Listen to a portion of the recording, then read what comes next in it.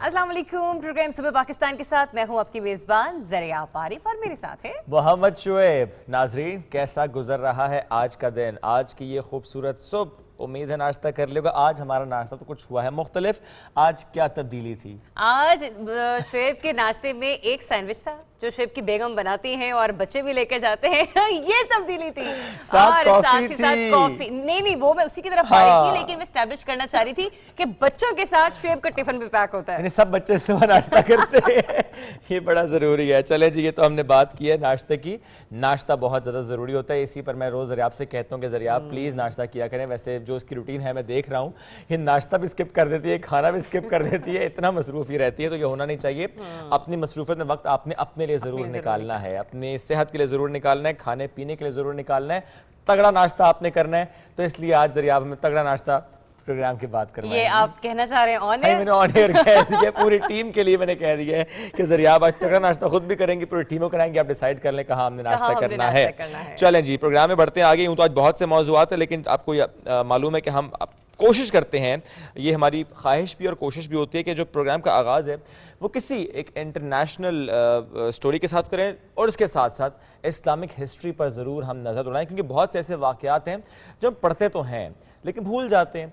तो ये हमारी कोशिश है कि हम ऐसे बहुत से वाक़यात जिनसे बहुत कुछ हम सीख सकते हैं उसका दोहराया जाए, ताकि हमारी भी रहनुमाई हो सके कि हमने बचपन में क्या पढ़ा था, क्या सीखा था और अब हम कहाँ पर स्टैंड। बिल्कुल। तो जनाब, आज हम ज़रा ग़ज़वे खंदक से मुताल्लिक कुछ चीज़ें जो आपके सामने रखते हैं। ग़ज़वे खंदक 5 हिजरी में ये ग़ज़वा हुई थी। ये वो जंग थी जिसमें मुशरिकीन और यहूद क़बाइल ने मिलकर मदीने पर चढ़ाई की थी। ये लश्कर हज़ारों का था और अरब में इससे कबल इतना बड़ा लश्कर कभी जमा नहीं हुआ था। इसमें जनूब से कुरैश और मशरक जानब से कई कबाइल शामिल थे। मदीने को उन्होंने यूं घेरे में ले लिया था। ग़ज़वे उहद के मौके पर शहर से बाहर निकलने का तजर्बा तो अच्छा नहीं रहा था, इसलिए ये फैसला हुआ, ये तय किया गया कि इस बार बाहर नहीं जाना, शहर के अंदर रहना है, यानी डिफेंस करना है, अपना दुश्मन का मुकाबला करना है। फिर मुकाबला किस तरह से करना है, प्लान क्या होगा, इसे एग्जीक्यूट कैसे करना है। जो ख़वातीन हैं, जो बच्चे हैं, उनको पहले महफूज मकाम पर भेजा गया, मुख्तलिफ किलों में भेज दिया गया। फैसला ये हुआ जो मर्द हजरात हैं वो इस शहर का दिफा करेंगे, मदीने का दिफा करेंगे, मेरे खूबसूरत शहर का दिफा, उसकी हम बात कर रहे हैं। इस मौके पर हज़रत सलमान फ़ारसी ने एक तजवीज़ दी, बड़ी अनोखी सी तजवीज़ थी, ये बड़ी मुख्तलिफ तजवीज़ थी। तजवीज़ क्या थी? चारों जानिब खंदक खोदी जाए या उस जानिब खंदक खोदी जाए जहाँ से ख़तरा ज़्यादा है। हुज़ूर पाक सल्लल्लाहु अलैहि वसल्लम ने इस तजवीज़ को बड़ा पसंद फरमाया, पर हुक्म दिया कि खंदक खोदी जाए। इस खंदक की चौड़ाई औसतन 30 फीट और जो गहराई है वो 15 से 30 फीट थी। 10-10 सहाबा को ये टास्क दिया गया कि 20-20 गज़ लंबी खंदक खोदनी है। अल्लाह के महबूब सल्लल्लाहु अलैहि वसल्लम ने ख़ुद भी एक मामूली मज़दूर की तरह काम किया। जिस तरह सब ने काम किया, हुज़ूर सल्लल्लाहु अलैहि वसल्लम ने भी उसी तरीके से काम किया। और जैसे सहाबा ने कई वक्त के फाके किए, वो भी हिस्ट्री में लिखे हैं। हज़रत अबू बकर सिद्दीक़ और हज़रत उमर फ़ारूक को टोकरियाँ जब नहीं मिली तो उन्होंने अपने कपड़ों में, अपनी झोलियों में मट्टी डालकर ले जानी शुरू की, मट्टी ढोना शुरू कर दी। 3 हफ्ते में ये काम मुकम्मल हुआ। सरकार दो आलम सल्लल्लाहु अलैहि वसल्लम सहाबा के हमरा जबल सला पर मुक़ीम हुए। आपने इब्ने मखतूम को मदीना में अपना कायम मकाम मुकर्रर फरमाया और अहम मकामात पर फ़ौजी दस्ते मुतय्यन फरमा दिए। जब दोनों लश्कर अपने अपने मोर्चों पर जम गए तो उन्होंने एक दूसरे पर तीर बरसाना शुरू कर दिए। कई दिन तक ये सिलसिला जारी रहता है। आखिर एक दिन कुफार के मशहूर शहसवार मुसलमानों की तरफ बढ़े तो फिर हैरान हुए कि ये क्या है, जिसको एक्सपेक्ट नहीं कर रहे थे, क्योंकि अरब में रहने वाले खंदक के फन से नावाकिफ थे। इसलिए कहने लगे, ये क्या स्टाइल है, ये क्या चाल है, ये क्या मामला है, ये कैसा मकर है कि जो अरब में कोई जानता नहीं था, ये है क्या, ये क्या चीज़ है। अब खंदक को जब पार करने की उन्होंने कोशिश की तो मुसलमानों ने तीरंदाजी करके रोक दिया, लेकिन एक ऐसा स्पॉट था, एक ऐसा पॉइंट था जहां खंदक की चौड़ाई थोड़ी सी कम थी, वहां से उन्होंने खंदक अबूर की। इस मौके पर हज़रत अली ने आगे बढ़कर खंदक पार करने वाले उमर बिन अब्दू को मौत की नींद सुला दिया। इसके बाद किसी ने हिम्मत नहीं की खंदक पार करने की। खतरात ने मुनाफिकीन को ताने तशने का मौका दिया और उन्होंने खुल्लम खुल्ला कहना शुरू कर दिया कि मोहम्मद सल्लल्लाहु अलैहि वसल्लम तो कैसर व किसरा के मुल्क और ख़जाने दिलवाने کرتے تھے، مگر یہاں تو برعکس حالات دیکھ رہے ہیں. ہم پر عرصہ حیات بہت تنگ ہو گیا، دوسری طرف مسلمانوں کے ایمان میں ان سختیوں کی وجہ سے مزید اضافہ ہو گیا. بنو قریظہ کے خطرے کا ازالہ ایک نو مسلم نعیم بن مسعود کے ذریعے اللہ نے اس طرح کرایا کہ انہوں نے اس قبیلے کے لوگوں سے کہا، تم قریش اور بنو غطفان کے ساتھ مل کر اپنے لیے دشواری کیوں پیدا کر رہے ہو؟ یہ قبیلے تو چند دن بعد اپنے گھر چلے جائیں گے، لیکن تمہیں یہیں مقیم رہنا ہے، یہیں رہنا ہے. اس لیے دوستی کر لو، مسلمانوں سے دوستی کر لو. دشمنی سے ہوگا تمہارا صرف اور صرف نقصان. قریش سے کہہ دو کہ وہ تمہیں بے یار و مددگار چھوڑ کر نہ جائیں، بلکہ اپنے چند آدمی بطور یرغمال چھوڑ جائیں. نعیم بن مسعود کے مسلمان ہونے کی کسی کو خبر نہیں تھی، اور اس لیے کفار کو ان پر شک نہیں ہوا اور وہ ان کی تجویز پر عمل کرنے کو تیار ہو گئے. بنو قریظہ سے رخصت ہو کر نعیم قریش مکہ اور بنو غطفان کے پاس گئے اور ان سے کہا کہ مسلمانوں کا بنو قریظہ سے خفیہ معاہدہ ہو گیا ہے، جس کے تحت بنو قریظہ تمہارے کچھ آدمیوں کو بہانے سے بلا کر مسلمانوں کے حوالے کر دیں گے، تم ہوشیار رہنا. قریش اور بنو غطفان نے بھی ان کی بات کا یقین کر لیا اور بنو قریظہ کو آزمانے کے لیے انہیں پیغام بھیجا کہ ہم یہاں پریشان ہو گئے ہیں، کل مسلمانوں پر حملہ کرنا ہے، تم بھی تیار رہنا. بنو قریظہ نے جواب میں کہلوایا کہ کل ہفتہ ہے اور ہم اس دن لڑ نہیں سکتے. اگر تم ہمارے پاس کچھ آدمی بطور یرغمال بھیج دو تو ہم محمد صلی اللہ علیہ وآلہ وسلم سے جنگ کریں گے، ورنہ ایسا نہیں ہوگا. یہ جواب پا کر بنو غطفان اور قریش کو یقین ہو گیا کہ نعیم بن مسعود کی بات سچ تھی. چنانچہ وہ خطرناک اتحاد ٹوٹا اور اللہ نے اہل ایمان کو اس طرح نصرت عطا فرمائی کہ ایک دن چلتی ہے آندھی، سارے کے سارے خیمے اکھڑ جاتے ہیں، ہانڈیاں الٹ جاتی ہیں، کھانے پینے کا سامان خراب ہو جاتا ہے، بڑے چولہوں پر بھی جو بڑی دیگیں ہیں وہ تک الٹ جاتی ہیں، خیموں میں آگ لگ جاتی ہے اور سردی اتنی بڑھ جاتی ہے کہ کفار کا وہاں رہنا مشکل ہو جاتا ہے. پھر قریش واپس چلے گئے. جب یہ اطلاع بنو غطفان کو ملی تو وہ بھی چلے گئے. اس طرح خطرے کے تمام بادل چھٹ گئے. غزوہ احزاب یعنی غزوہ خندق، اس کے ذریعے اللہ کو اہل ایمان کا صرف اور صرف امتحان لینا تھا تاکہ یہ معلوم ہو جائے کہ منافق کون ہے اور اہل ایمان والے کون ہیں. آندھی طوفان کے بعد جب صبح ہوتی ہے، جب ایک نیا سورج طلوع ہوتا ہے تو مسلمان کیا دیکھتے ہیں؟ میدان ہی خالی ہے. اس موقع پر رسول کریم صلی اللہ علیہ وآلہ وسلم نے ارشاد فرمایا، اب دشمن تم پر حملہ آور نہیں ہو سکتے، بلکہ اب تم ان پر چڑھائی کرو گے. یہ فرمایا حضور صلی اللہ علیہ وآلہ وسلم نے اس وقت. تو آج ہم نے کوشش کی آغاز میں پروگرام کے کہ غزوہ خندق، غزوہ احزاب، اس کی جو ڈیٹیلز ہیں، ظاہر ہے کوشش کی تھی آپ کہ تھوڑے سے وقت میں احاطہ کر سکیں اس ساری غزوے کا.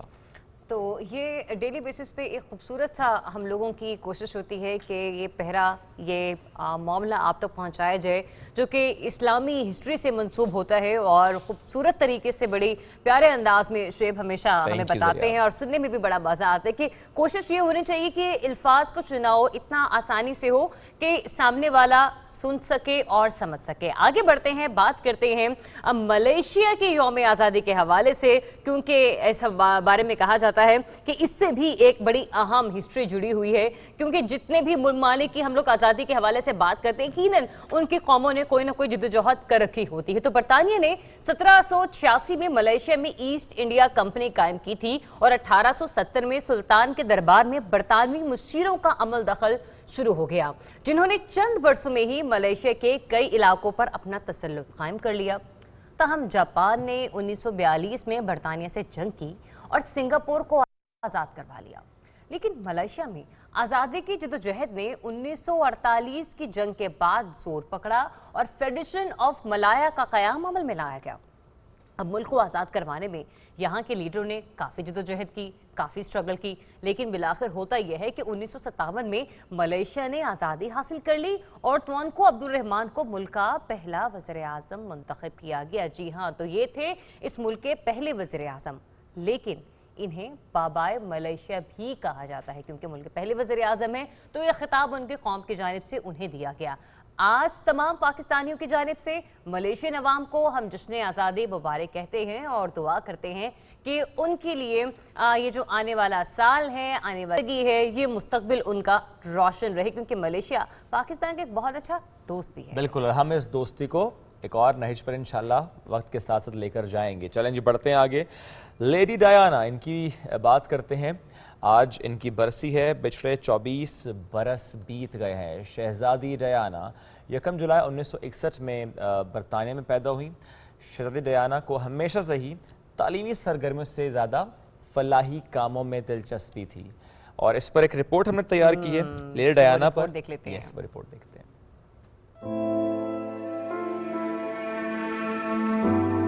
تعلیمی لحاظ سے لو گریڈز، او لیولز میں 3 بار ناکام، لیکن ارادوں کی پکی اور سچی ویلز کی شہزادی لیڈی ڈیانا، پروکار شخصیت کی مالک، ایک ایسا نام جو ہر زبان زد عام ہے. آپ 1 جولائی 1961 کو انگلینڈ میں پیدا ہوئیں. 20 سال کی عمر میں منظر عام پر آئیں. خوبصورت لیڈی ڈیانا ایک نامور سماجی کارکن تھی جنہوں نے کئی سماجی مسائل پر کام کیا. کئی قابل ستائش مہم جن میں HIV ایڈز، بارودی سرنگوں کا خاتمہ، کینسر، جذام، معذوری اور کئی مسائل کو نہ صرف اجاگر کیا بلکہ ان کے حل کو بروئے کار لاتے ہوئے بے حد کام کیا.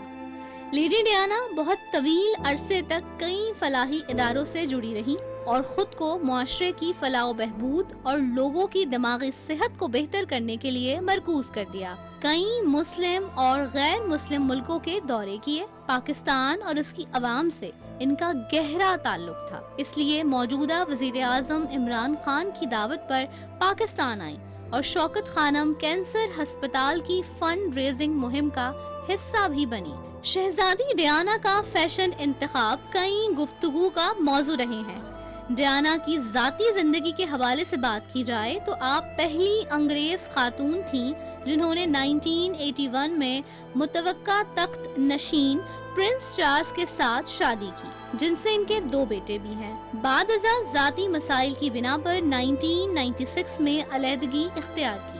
لیڈی ڈیانا 31 اگست 1997 میں ایک کار ایکسیڈنٹ میں اپنے مداحوں کو چھوڑ کر اس دنیا سے رخصت ہو گئی. آپ کی وفات کے بعد آپ کی یاد میں کئی یادگاریں بنائی گئی. جی تو یہ رپورٹ آپ نے ملاحظہ کی اور ہوپ کہ ہم لیڈی ڈیانا کے حوالے سے آپ کو آگاہ کرنے میں کامیاب ہی رہے ہوں. اور لیڈی ڈیانا وہی بات کہتے ہیں کہ بعض اوقات آپ کی ڈگریز میٹر نہیں کرتی ہیں، کہا تو یہ گیا، لیکن تعلیم حاصل کرنا بہت ضروری ہے. بعض اوقات جو ہم سوشل ویلفیئر کے کام کرتے ہیں نا، اس سے بڑی ڈگری کوئی شعب ہو نہیں سکتی. اچھا، اس میں ظاہر ہے we do have our own examples. Abdul Sattar Edhi sahab, ان سے بڑا کوئی نام نہیں ہے پاکستان کا، جو سوشل ویلفیئر ان کی رہی، جو خدمات ان کی رہی پاکستان کے لیے، بالخصوص کراچی یعنی پاکستان کے سب سے بڑے شہر کے لیے، وہاں پر بسنے والوں کے لیے. تو ایسی بہت سے ایگزامپلز ہیں ہمارے پاس کہ جب ان کا نام ہی ان کی پہچان بن جاتا ہے. آج بھی جب اگر ذکر ہو فلاحی کاموں کا تو نام ایک ہی لیا جاتا ہے، وہ ہیں عبدالستار ایدھی صاحب. بالکل. اب آگے بڑھتے ہیں اور یہ صبح کا ذکر تو ہم کر رہے ہیں، لیکن کل گزشتہ شب بھی بہت اچھی رہی. ایک بڑی خوبصورت شام کا اہتمام کیا گیا. صبح پاکستان، شام پاکستان. ہاں بالکل بالکل ایسا ہی ہے، کیونکہ ہم لوگوں کی کوشش ہوتی ہے کہ ہمیشہ کوئی نہ کوئی انٹرسٹنگ چیز آپ کے لیے لے کر آئے وہاں جہاں پہ کوئی اور کیمرہ نہیں پہنچ سکتا، ورنہ وہاں پہ صبح پاکستان کی ٹیم پہنچ جاتی ہے. اور وہاں پر جب آپ کا کو اینکر کہہ رہا ہو کہ میں نے نہیں جانا، میں تھک گیا ہوں، تو یہ خاتون ہے جو کہتے ہیں نہیں چلو نکلو. میری پوری یہ کوشش ہوتی ہے کہ ہم لوگ آپ لوگوں کے لیے کچھ نیا لے کر آئیں، کچھ اچھا لے کر آئیں. اور پھر لیکن جب ہم لوگ وہاں پر گئے تو شعیب نے بہت فنکشن انجوائے کیا، کھانا بھی کھایا. ہاں میں ڈائٹنگ میں تھا اس لیے میں نے تھوڑے سے چاول کھائے تھے، تھوڑا سا میں نے چکن روسٹ کھایا تھا. لیکن کوئی تھا شعیب وہاں پر جو یہ کہہ رہا تھا بھئی کھانے تو لاہور کے ہیں. وہ کون تھا؟ وہ کون تھا؟ اس کی بات بھی ہم کریں گے. تو کیا خیال ہے جن سے ہم نے گفتگو کی ان کے حوالے سے ذکر بھی کر لیتے ہیں، اور اس کے بارے میں چونکہ ہم پہلے ہی بتا چکے ہیں کہ یہ معاملہ کس طرح کا تھا. ایک فورن ڈیلیگیشن تھا، یہ جرنلسٹ کا ڈیلیگیشن تھا جو کہ پاکستان وزٹ کر رہے تھے. تو منسٹری آف انفارمیشن کی جانب سے ایک شائع رکھا گیا، اس کا اہتمام کیا گیا گزشتہ رات، اور وہاں پر یہ جو فورن جرنلسٹ ہے انہیں بلایا گیا. اور ایک صرف جملہ ہے کہ بہت سے چینل کے جرنلسٹ جن سے ہم نے بات تو کی لیکن کیمرے پہ نہیں کی، چونکہ وہ کہہ رہے تھے کہ ہم کیمرے پہ بات نہیں کرنا چاہ رہے یا they are not allowed to do that. تو ہماری جو ڈسکشن رہی اس کا ایک دو پوائنٹ سے میں شیئر کروں آپ سے کہ دے ور ویری ہیپی. پلس ظاہر ہے یہ ایک اپرچونٹی ہے ان کے پاس اس وقت. پوری دنیا کے جو کی جرنلسٹ ہیں ان کی کوشش خواہش کیا ہے افغانستان کور کرنا، افغانستان کے اندرونی معاملات بھی، جو بارڈرز جڑے ہیں افغانستان سے وہاں پر جانا بھی خواہش ہے ان کی. ترخم بھی جائیں، چمن بھی جائیں، جہاں جہاں سے اس وقت ان کا ایگزٹ ہو رہا ہے وہاں پر بات کریں. اور چونکہ آج ہے 31 اگست یعنی وہ دن، وہ تاریخ جس کا اعلان کیا گیا تھا جب ایگزٹ ہوگا افواج کا وہاں سے، تو یہ دن بڑا اہمیت کا حامل ہے. اور اس دن کو لے کر جرنلسٹ پاکستان میں موجود ہیں. کیا رہی ہماری ان سے گفتگو، اس کے علاوہ منسٹر سے بھی یعنی کی پرسنالٹیز آف پاکستان گورنمنٹ آپ کے سامنے رکھتے ہیں وہ ریکارڈڈ چنک. तो जनाब, टीम सूबे पाकिस्तान हमेशा कोशिश करती है आप तक वो सब कुछ पहुंचाने की जो कि आपकी आंखों तक आम तौर पर नहीं पहुंच पाता। आज भी हम एक ऐसे ही इवेंट पे, एक ऐसे ही गैदरिंग पर मौजूद हैं। एक इशारा दिया गया है मिनिस्ट्री ऑफ इंफॉर्मेशन की जानिब से फॉरेन डेलीगेशन को, कोशिश की जा रही है कि पाक अफगानिस्तान मामलात पर भी गौर व फिक्र किया जा सके, इस बारे में बातचीत की जा सके और एक ऐसा दोस्त साजगार माहौल क्रिएट किया जा सके कि पता चल सके कि पाकिस्तान किस किस्म का मैसेज देना चाह रहा है अक़वाम आलम को, स्पेशली उन लम्हात में, उन औकात में जब हम ये देखते हैं कि अफगानिस्तान में सूरत हाल इस वक्त ख़राब है और आज भी मामलात कुछ बेहतर नहीं थे। शुएब, और ज़ाहिर मामलात बेहतर आज भी नहीं है, हम दुआ गो मामलात जल्द से जल्द बेहतर हों। ऐसे में इंटरनेशनल जर्नलिस्ट का आना, पाकिस्तान में आना, तुरखम की जानिब जाना, चमन की जानिब जाना, बॉर्डर पर जाकर ये देखना कि वहाँ सिचुएशन क्या है, क्या फोर्सी वो कर रहे हैं और इसमें भी पाकिस्तान का क्या रोल रहा। एक बात, पाकिस्तान ने कितना नुकसान उठाया, इन जर्नलिस्ट को ये भी जानने का मौका मिलेगा। और अब एट दिस पॉइंट जो पाकिस्तान एक अहम रोल अदा कर रहा है, दैट मीन्स फैसिलिटेशन का, जो हम फैसिलिटेट करें पीस प्रोसेस को। और खत्ते का एक और मुल्क यानी हमारा दूसरा पड़ोसी भारत, उसका रोल क्या है एज अ स्पॉइलर। तो क्या मैसेज लेकर इंटरनेशनल जर्नलिस्ट यहाँ से जाएंगे, उनकी राय जानते हैं, क्या राय रखते हैं वो, क्या मामला देख रहे हैं वो, क्या एक्सपेक्ट कर रहे हैं वो। और इसके साथ साथ न सिर्फ इंटरनेशनल जर्नलिस्ट की हम बात करेंगे बल्कि यहाँ पर मिनिस्ट्री के कुछ अहम शख्सियात भी मौजूद है, जिसमें बिल्कुल जो कि आज के रूह रवां हैं फवाद चौधरी साहब, जिन्होंने आज का ये इशाया मदू किया। इसके साथ साथ यहाँ पर हमें हमाद अजहर भी देखने को मिले, शहबाज गिल यहाँ पर मौजूद हैं, कुछ जर्नलिस्ट पाकिस्तान से जिनका ताल्लुक और हाल ही में उन्होंने काबुल का दौरा किया है वो भी यहाँ पर मौजूद है। तो कोशिश करेंगे उन सबसे बात करने की कि उन्होंने आज इस शाम के तवस्सुत से अपना क्या पॉजिटिव मैसेज दुनिया को पहुंचाने में वो कामयाब रहे हैं। जो आइए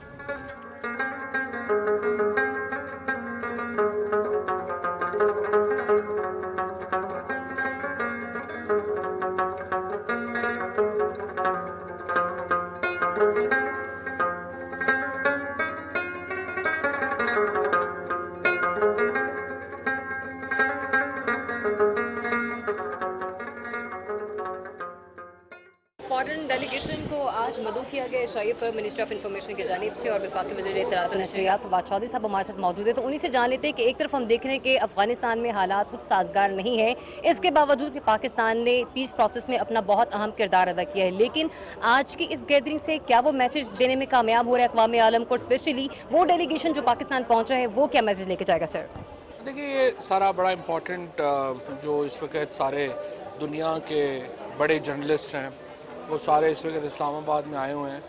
चूँकि ये सारे लोग बाहर से आए थे तो हमने सोचा कि अच्छा है, चले इन्हें ज़रा कोई पाकिस्तान की हॉस्पिटैलिटी जो है वो हम दिखा सकें। तो इनको अब ये सब लोग तुरखम जा रहे हैं जो बॉर्डर के ऊपर, और हमारा मकसद यही है कि हम दुनिया को ये बावर करा सकें कि इस सारे मसले में, इस सारे बहरान में पाकिस्तान ने बहुत ही मुस्बत किरदार अदा किया है। हमारी बात अगर पहले मानी जाती और दुनिया पहले हमारी बात को सुनती तो ये बहरान कम हो सकता था। वज़ीर-ए-आज़म पाकिस्तान ने, और आप लोगों ने तो ये क्लिप भी चलाया था, जहाँ पे बाजौड़ में उन्होंने ये बात कही थी कि अभी आप इलेक्शंस को छोड़ दें और अभी आप इंक्लूसिव हुकूमत की जो है वो बातचीत करें, बट बदकिस्मती से वो नहीं हुआ।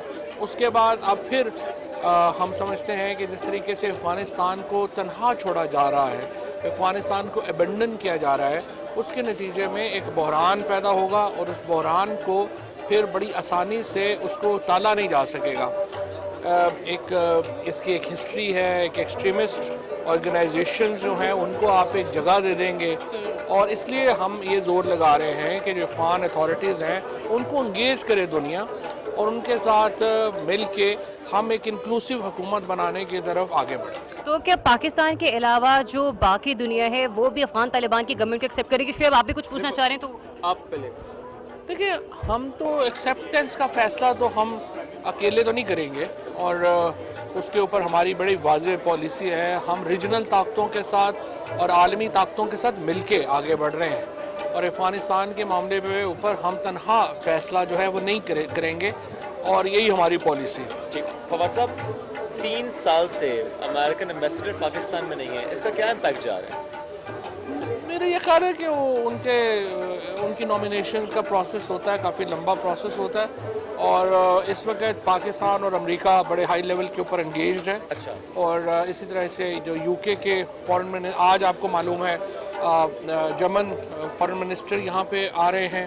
اس کے بعد آگے جو ہے وہ برٹش فارن منسٹر جو ہیں ان کا شنید ہے کہ وہ آ رہے ہیں. تو پوری دنیا سے اس وقت جرنلسٹ ہوں، فارن منسٹرز ہوں، پاکستان آ رہے ہیں. اور یہ ایک بتاتا ہے کہ پاکستان کی کتنی اہمیت ہے سارے معاملے. ایک بات اور فواد صاحب، پاکستان اتنا اچھا رول پلے کر رہا ہے، ایکسٹینڈڈ کارڈیالٹی جو سیف ایگزٹ ہم پرووائڈ کر رہے ہیں فارنرس کو، یہ بڑا اچھا رول اس میں ریکگنیشن مل رہی ہے.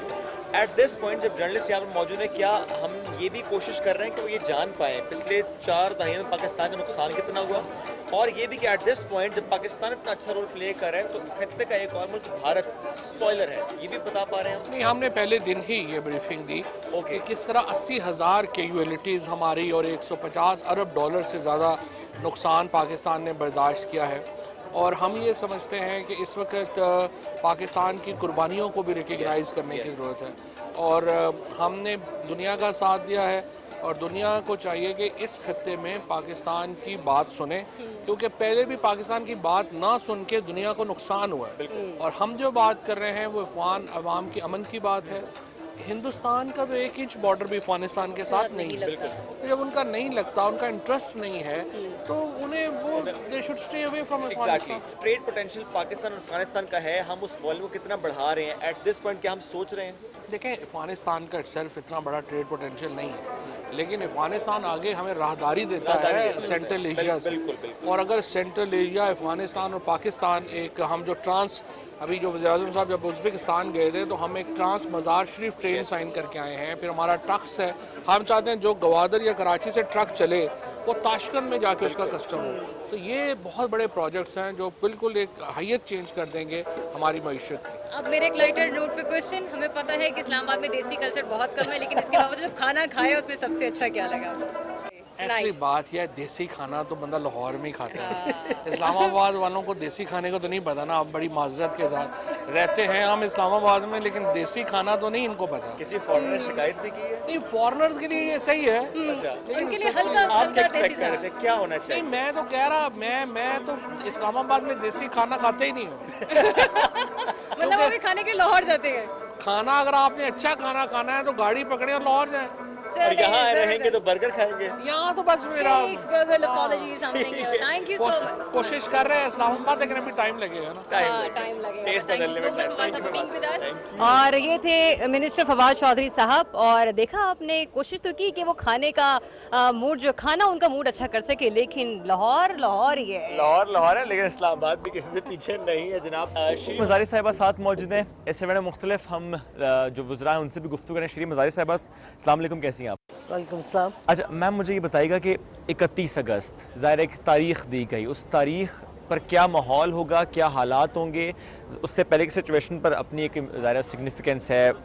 کی جرنلسٹ اس وقت مختلف چینلز کے پاکستان میں موجود ہیں، دیکھنا چاہتے ہیں چمن کو، دیکھنا چاہتے ہیں تورخم کو، دیکھنا چاہتے ہیں کیا امپیکٹ ہوگا. آپ اس سارے معاملے کو کیسے دیکھ رہی ہیں؟ دیکھیں، سب سے پہلی بات جو ہمیں ایک تسلیم کرنی چاہیے کہ جب سے یہ افغانستان میں مسئلے شروع ہوئے، پہلے سوویت یونین کا، اس کے بعد 9/11 کے بعد امریکن آکیوپیشن، نیٹو کی آکیوپیشن، تو سب سے زیادہ جو اس کا نیگیٹو فال آؤٹ ہوا ہے اور جو سب سے زیادہ وکٹمائز ہوا ہے ملک افغانستان کے علاوہ، وہ پاکستان ہے. تو ہم نے اپنے پاکستانی پرسپیکٹیو سے دیکھا. بالکل ایسے ہی ہے. بالکل مسئلہ ہمارا ہوا ہے کہ پہلے ہم اور پرائم منسٹر عمران خان کی اگر آپ دیکھیں، بہت پہلے سے یہ پوزیشن تھا کہ ڈائیلاگ کریں، کیونکہ جنگ سے کوئی نہیں حاصل ہونا، اور وہی ہوا.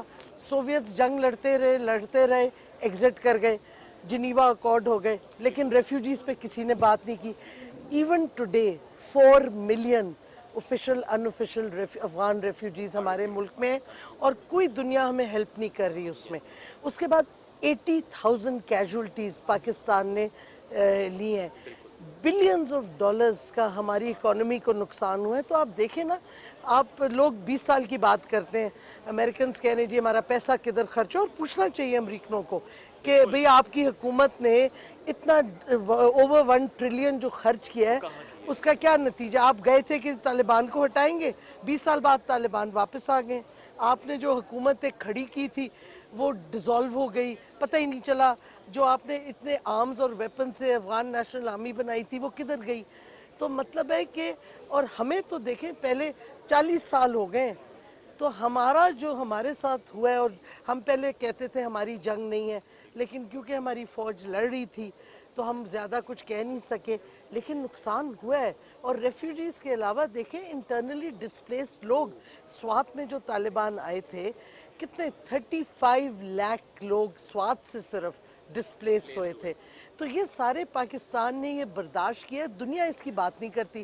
سارے آپ کہہ رہے ہیں جی جرنلسٹ آئے ہیں, چمن جا رہے ہیں, تورخم جا رہے ہیں, آپ پاکستانیوں سے تو پوچھیں جو ہمارے ساتھ آپ کے ملکوں نے کیا ہے. تو ڈو یو تھنک شیرین صاحبہ کہ پھر یہ جو جرنلسٹ آئے ہیں ان کو تو پھر پاکستان پر فوکس کرنا چاہیے نا, تو یہ بات کرنی چاہیے, پاکستانیوں سے جاننا چاہیے, بڑے شہروں کی صورتحال دیکھنی چاہیے.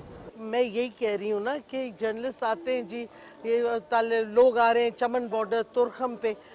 ہم کہہ رہے ہیں کہ خدا را 40 سال سے زیادہ ہمارے ساتھ وکٹمائزیشن ہوتی رہی ہے, انف از انف.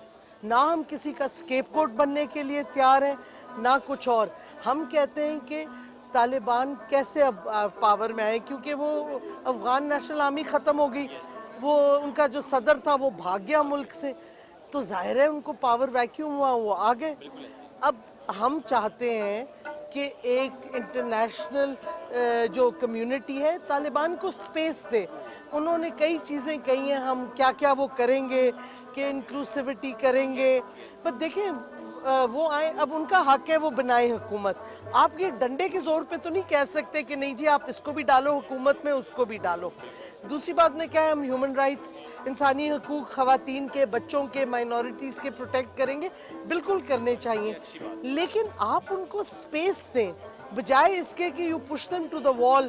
پہلے سے آپ نے افغان کے فنڈ فریز کر دیے ہیں, ایسٹس, ورلڈ بینک اور IMF نے جو دینے تھے پیسے افغانستان کو وہ کر دیے, you pushing them to the wall. اس سے اور مسئلہ ہوگا وہاں پر. دیکھیں آپ ان کو سپیس دیں, آپ ان سے انٹریکٹ کریں, ان کو کیا کہتے ہیں انوالو ان کو کریں, تسلیم کریں. یہ کہنا پہلے سے آپ نیگیٹو میجرز لے رہے ہیں, you are pushing them to the wall, تو آپ کیا سمجھتے ہیں وہ کیا کریں گے. اور اس سے اگر آپ امن سچے معنوں میں چاہتے ہیں تو آپ کو اکوموڈیشن اور ڈائیلاگ کرنا ہوگا, جو کہ ہمارا اور خاص طور پہ پرائم منسٹر عمران خان کا کئی سالوں سے یہ موقف ہے. اس وقت کسی نے بات نہیں سنی, اس وقت سوچتے تو کتنا انسانی جانیں بچ جاتی, کتنا اکانومی خراب نہ ہوتی. سو دس از واٹ ہمارا موٹیو یہی, موقف یہی ہے کہ امن آئے اور جو افغان لوگ چاہتے ہیں وہ ہو. کیونکہ ہم کسی کو بندوق کے اس پہ نہیں کہہ سکتے, جو ہم کہہ رہے ہیں وہ آپ کریں. بالکل ان کا اپنا حق ہے وہ جس طرح جائیں. دیکھیں کیا شروع ہو گیا, اب وہ ڈرون اٹیکس ہو رہے ہیں. اب خود ہی مائیکل کوگلمن نے ایک ٹویٹ ڈالی ہے کہ لگتا ہے کہ ڈرون حملے میں سویلینز مارے گئے ہیں, اور آپ کو پتہ ہے ہمارا موقف شروع دن سے اینٹی ڈرون تھا. اب مائیکل کوگلمن نے ایک اور بھی ٹویٹ ڈالی ہے کہ کئی جو کابل اٹیک میں کئی لوگ مرے ہیں, وہ ٹیررسٹ اٹیک میں, اس میں کچھ گھبراہٹ میں جو فائرنگ کی ہے US اور برٹش فورسز نے, اس سے بھی ہلاکتیں ہوئی ہیں. تو مطلب ہے اس سے کیا اب فائدہ ہوگا. آپ امن چاہتے ہیں تو آپ سپیس دیں, آپ بات کریں. یہ نہیں ہو سکتا کہ آپ ڈنڈے کے زور پہ کہیں کہ آپ یہ کرو وہ کرو, کیونکہ آپ ان کو نہیں لائے پاور میں, وہ خود آئے ہیں اپنی محنت سے. ٹھیک, تھینک یو ویری مچ شیرین صاحبہ.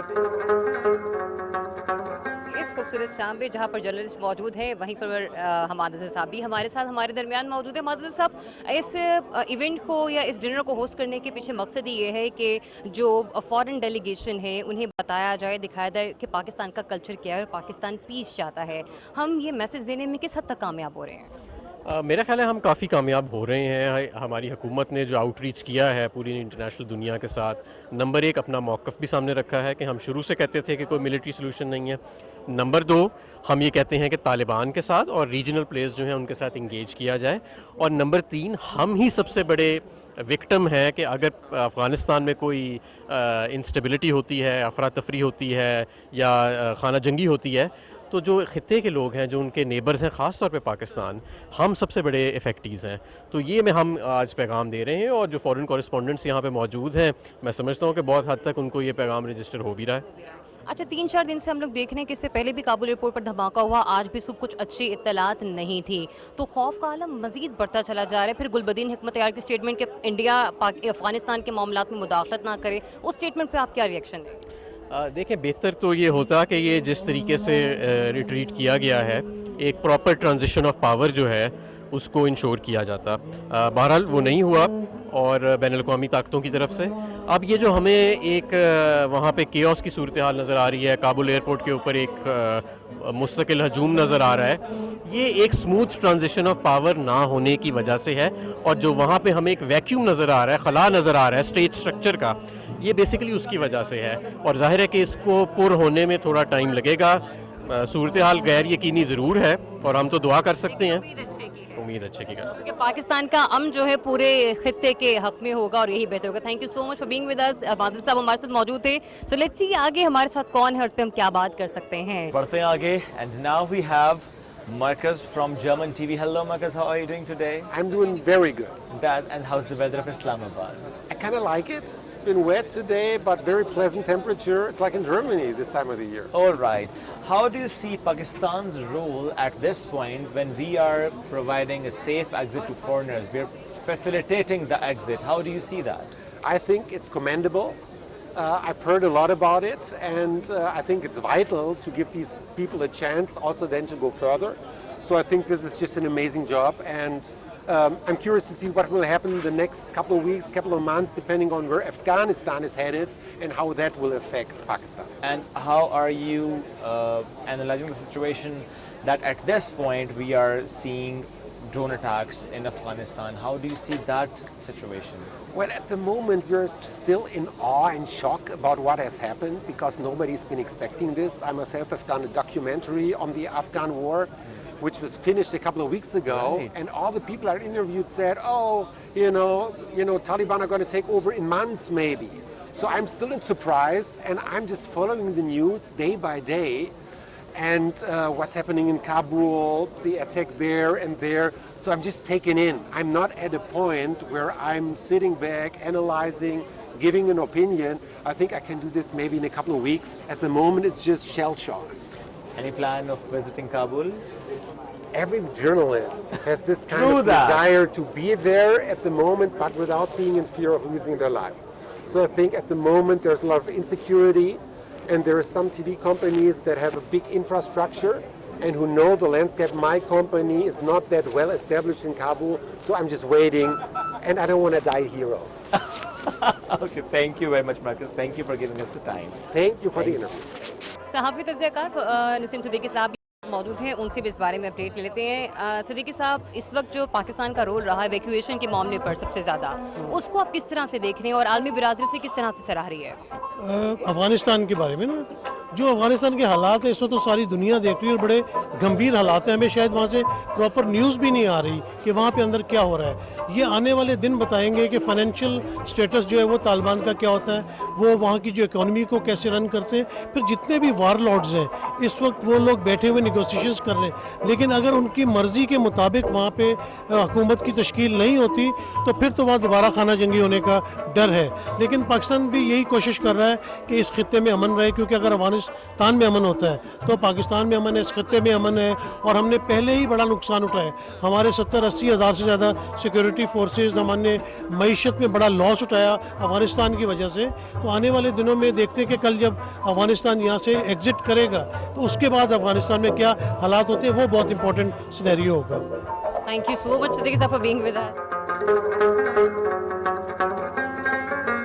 صحافی عادل شاہزیب صاحب, ان سے گفتگو کرتے ہیں وہ کیا رائے رکھتے ہیں اس آن گوئنگ سچویشن پہ. عادل صاحب السلام علیکم. Thank you. جو پاکستان کا رول اس وقت ہے سیف ایگزٹ فارنرز کو اور جس طرح کا ہم پیسج پرووائڈ کر رہے ہیں, اس معاملے کو آپ کس نگاہ سے دیکھتے ہیں؟ دیکھیں, ایک تو پرائم منسٹر صاحب نے ایک اسٹیٹمنٹ دی تھی ایبسلیوٹلی ناٹ, اسی چیز کو لوگ ایکسپلائٹ کر رہے ہیں کہ جی ہمیں پیسج نہیں دینا چاہیے تھا. دیکھیں, پاکستان ایک ملک ہے, ایک ذمہ دار ملک ہے. ہمیں انفارچونیٹلی جو हमारे मुल्क की पॉलिटिक्स है या हमारा इमेज है या जो इंटरनेशनली जो कुछ हो रहा है ना, हम डोमेस्टिक पॉलिटिक्स में इन सारी चीज़ों को इन्वॉल्व कर देते हैं। ज़बरदस्त फैसला है। एक रिस्पॉन्सिबल कंट्री के तौर पर पाकिस्तान उभरा है। इस वक्त अमेरिकन्स को चूँकि एक ह्यूमिलेशन का सामना भी है, और वहाँ चूँकि अभी मैं काबुल से एक हफ़्ता गुजार के आया हूँ, बड़ी डिफ़िकल्ट सिचुएशन है यूएस ट्रूप्स के लिए वहाँ पर, स्पेशली एयरपोर्ट्स पर। तो ये पैसेज देना ये शो करता है कि अमेरिका और पाकिस्तान के जो ताल्लुकात हैं उसमें हमेशा पाकिस्तान ने उनकी तवक्कुआत से बढ़कर डिलीवर किया है। लेकिन अनफॉर्चुनेटली हमें जवाब में उस तरह से नहीं फैसिलिटेट किया अमेरिका ने जिस तरह से करना चाहिए था। हमें पाकिस्तान को आगे लेके जाना है, और इस बात में भी इसमें भी वज़न है कि अमेरिका सुपर पावर तो है। तो आज अगर अमेरिका फंसा हुआ है और अब हम ज़्यादा कुछ नहीं कर रहे, हम उसको फैसिलिटेट कर रहे हैं, तो I think it's the right decision at the right time. Pakistan एक ब्रिज है दुनिया के दरमियान और अफ़गानिस्तान के दरमियान, और एक ऐसा ब्रिज है जो कि जिस पे हर तरफ अमन के झंडे नज़र आ रहे हैं। सही, थैंक यू। तो सीनियर जर्नलिस्ट खालिद अजीम साहब हमारे साथ मौजूद हैं, उनसे बात कर लेते हैं आज के इस शाम के बारे में, क्योंकि पाकिस्तान का तो मकसद ये रहा है कि पाकिस्तान का पॉजिटिव कल्चर दिखाकर पॉजिटिव पैगाम दिया जाए, अपनी कल्चर को, अपनी तहजीब को प्रमोट किया जाए। खालिद अजीम साहब, आज फॉरेन डेलीगेशन यहाँ पर मौजूद है, कोशिश यही की जा रही है कि पाकिस्तान का सॉफ्ट इमेज दुनिया को दिखाने में हम कामयाब हों। एक तरफ हम देख रहे हैं काबुल में होने वाली सूरत हाल, एक तरफ पाकिस्तान अभी भी मामलात को बेहतरीन करने की कोशिश कर रहा है। लेकिन जी, पाकिस्तान ने हमेशा आलमी बरादरी में एक ज़िम्मेदार रुकन का किरदार अदा किया है, और कोई भी इशू हो उसमें पाकिस्तान ने, बाज़ औक़ात ऐसा होता है कि वो उसकी मर्ज़ी के ख़िलाफ़ भी वो चीज़ होती है, लेकिन जो इंटरनेशनल नॉर्म्स हैं, इंटरनेशनल लॉ है, उसको हमेशा पाकिस्तान ने ऑब्ज़र्व किया। तो अभी रिसेंटली सुबह के औकात में हमने देखा कि कोई अच्छी खबरें वहाँ से नहीं थी। 2 रोज़ 3 रोज़ पहले भी हमने काबुल एयरपोर्ट का धमाके के हवाले से खबरें सुनी और तलात भी अच्छी नहीं आई। इसके बाद पाकिस्तान की स्टेबिलिटी किस हद तक मुतासर हो सकती है? देखें जी, मैंने पहले जिस तरह से कहा कि कोई भी वाक़या जो अफ़गानिस्तान में होता है वो बराह रास्त उसका पाकिस्तान पे असर होता है। एक एलिमेंट जो है वो पाकिस्तान को हाईलाइट करने की ज़रूरत है, दुनिया के सामने रखने की ज़रूरत है कि एक मुल्क ऐसा है जो इस वक्त बड़े कर्ब में मुब्तला है, उसको बहुत परेशानी, और वो है हिंदुस्तान। वो वहाँ पे बिलियंस ऑफ डॉलर्स की इन्वेस्टमेंट करके वहाँ पे अपने आप को वो एक तरह से उसको एक अपना सूबा समझ रहा था, और उसके साथ उसकी सबसे बड़ी रीज़न ये थी कि पाकिस्तान को हमेशा उसने टारगेट करना होता है, और 2 सूबे बलूचिस्तान और केपी जिसके साथ उसकी सरहदें नहीं मिलती, तो वहाँ ऑपरेट करने के लिए उसको वहाँ से फैसिलिटी मिल रही थी। तो अब उसको बहुत तकलीफ़ है। मैं ये समझता हूँ कि ये एलिमेंट ज़रूर देखने की ज़रूरत है कि वो स्पॉइलर का उसका जो रोल है वो बदस्तूर वहाँ पे अदा कर रहा है, और ये जो ये रिसेंट वाक़यात हैं इनमें इसको रूल आउट नहीं किया जा सकता कि इंडिया की रॉ जो है वो उसको किसी न किसी अंदाज़े में मुतहर्रिक। जी, thank you so much Khalid साहब फॉर बीइंग विद अस। और मुख्तलिफ जर्नलिस्ट से गुफ्तगू हम कर रहे हैं, एक ऐसा शख्स जिससे मैं कोई 10-11 साल बाद मिल रहा हूँ, मेरा बड़ा प्यारा दोस्त, मेरा क्लास फेलो शुजा मलिक, आज यहाँ पर हैं जी, BBC से हैं। अस्सलाम वालेकुम शुजा, कैसे हैं आप? ठीक ठाक, आप कैसे हो? अल्हम्दुलिल्लाह। काबुल जाने का इत्तेफाक तो नहीं हुआ? अनफॉर्चुनेटली अभी तक नहीं हुआ। कोई प्लान बन रहा है? नहीं, we have colleagues over there जो कि हमें काफ़ी रिपोर्ट्स आ रही हैं, तो at the moment we're sitting tight. क्या एनालाइज कर रहे हैं सिचुएशन? कितने अरसे बाद आपको लगता है कि स्टेबल हो जाएगी? देखें, स्टेबल होगी या नहीं होगी ये पहला सवाल है, और उम्मीद तो हमें है कि स्टेबल हो जाए। अफ़गानिस्तान के बारे में वेस्ट में और ईस्ट में हर जगह डिफरेंट मिसकंसेप्शंस पाई जाती हैं, but Afghanistan is a country that has a very tumultuous history over the past 4 decades, और उसको स्टेबिलिटी लाने में थोड़ा वक्त लगेगा। ये नहीं होगा कि अगले हफ्ते सब कुछ ठीक हो जाएगा, but hopefully things are moving in the right direction. And the way Pakistan extend the cordiality, हम जिस तरह सेफ एग्जिट दे रहे हैं, जिस तरह फैसिलिटेट कर रहे हैं फॉरेनर्स को, इसको कैसे देखते हैं? देखिए, पाकिस्तान नेबर है, Pakistan has to live with Afghanistan, we have had to deal with the brunt of violence in Afghanistan. So हम जो कर सकते हैं, हुकूमत यही कह रही है कि हम जो कर सकते हैं वो कर रहे हैं, لیکن حکومت کا جو پوائنٹ ہے کہ آگے جو کچھ ہوگا اس کے لیے دنیا کو پاکستان کے ساتھ آنا پڑے گا. جو بھی گورنمنٹ آفیشلز جن سے بھی ہم بات کر رہے ہیں وہ یہ کہہ رہے ہیں کہ دیکھیں آگے ایک پاسبل ریفیوجی کرائسس ہے, آگے ایک گورننس کی مشکلات آنی ہیں طالبان کو, اور اس وقت انہوں نے ملک فتح کر لیا ہے, رائٹ. تو سچویشن کو بگڑنے سے روکنے کے لیے international players have to come in. That's what the Pakistani officials are telling us.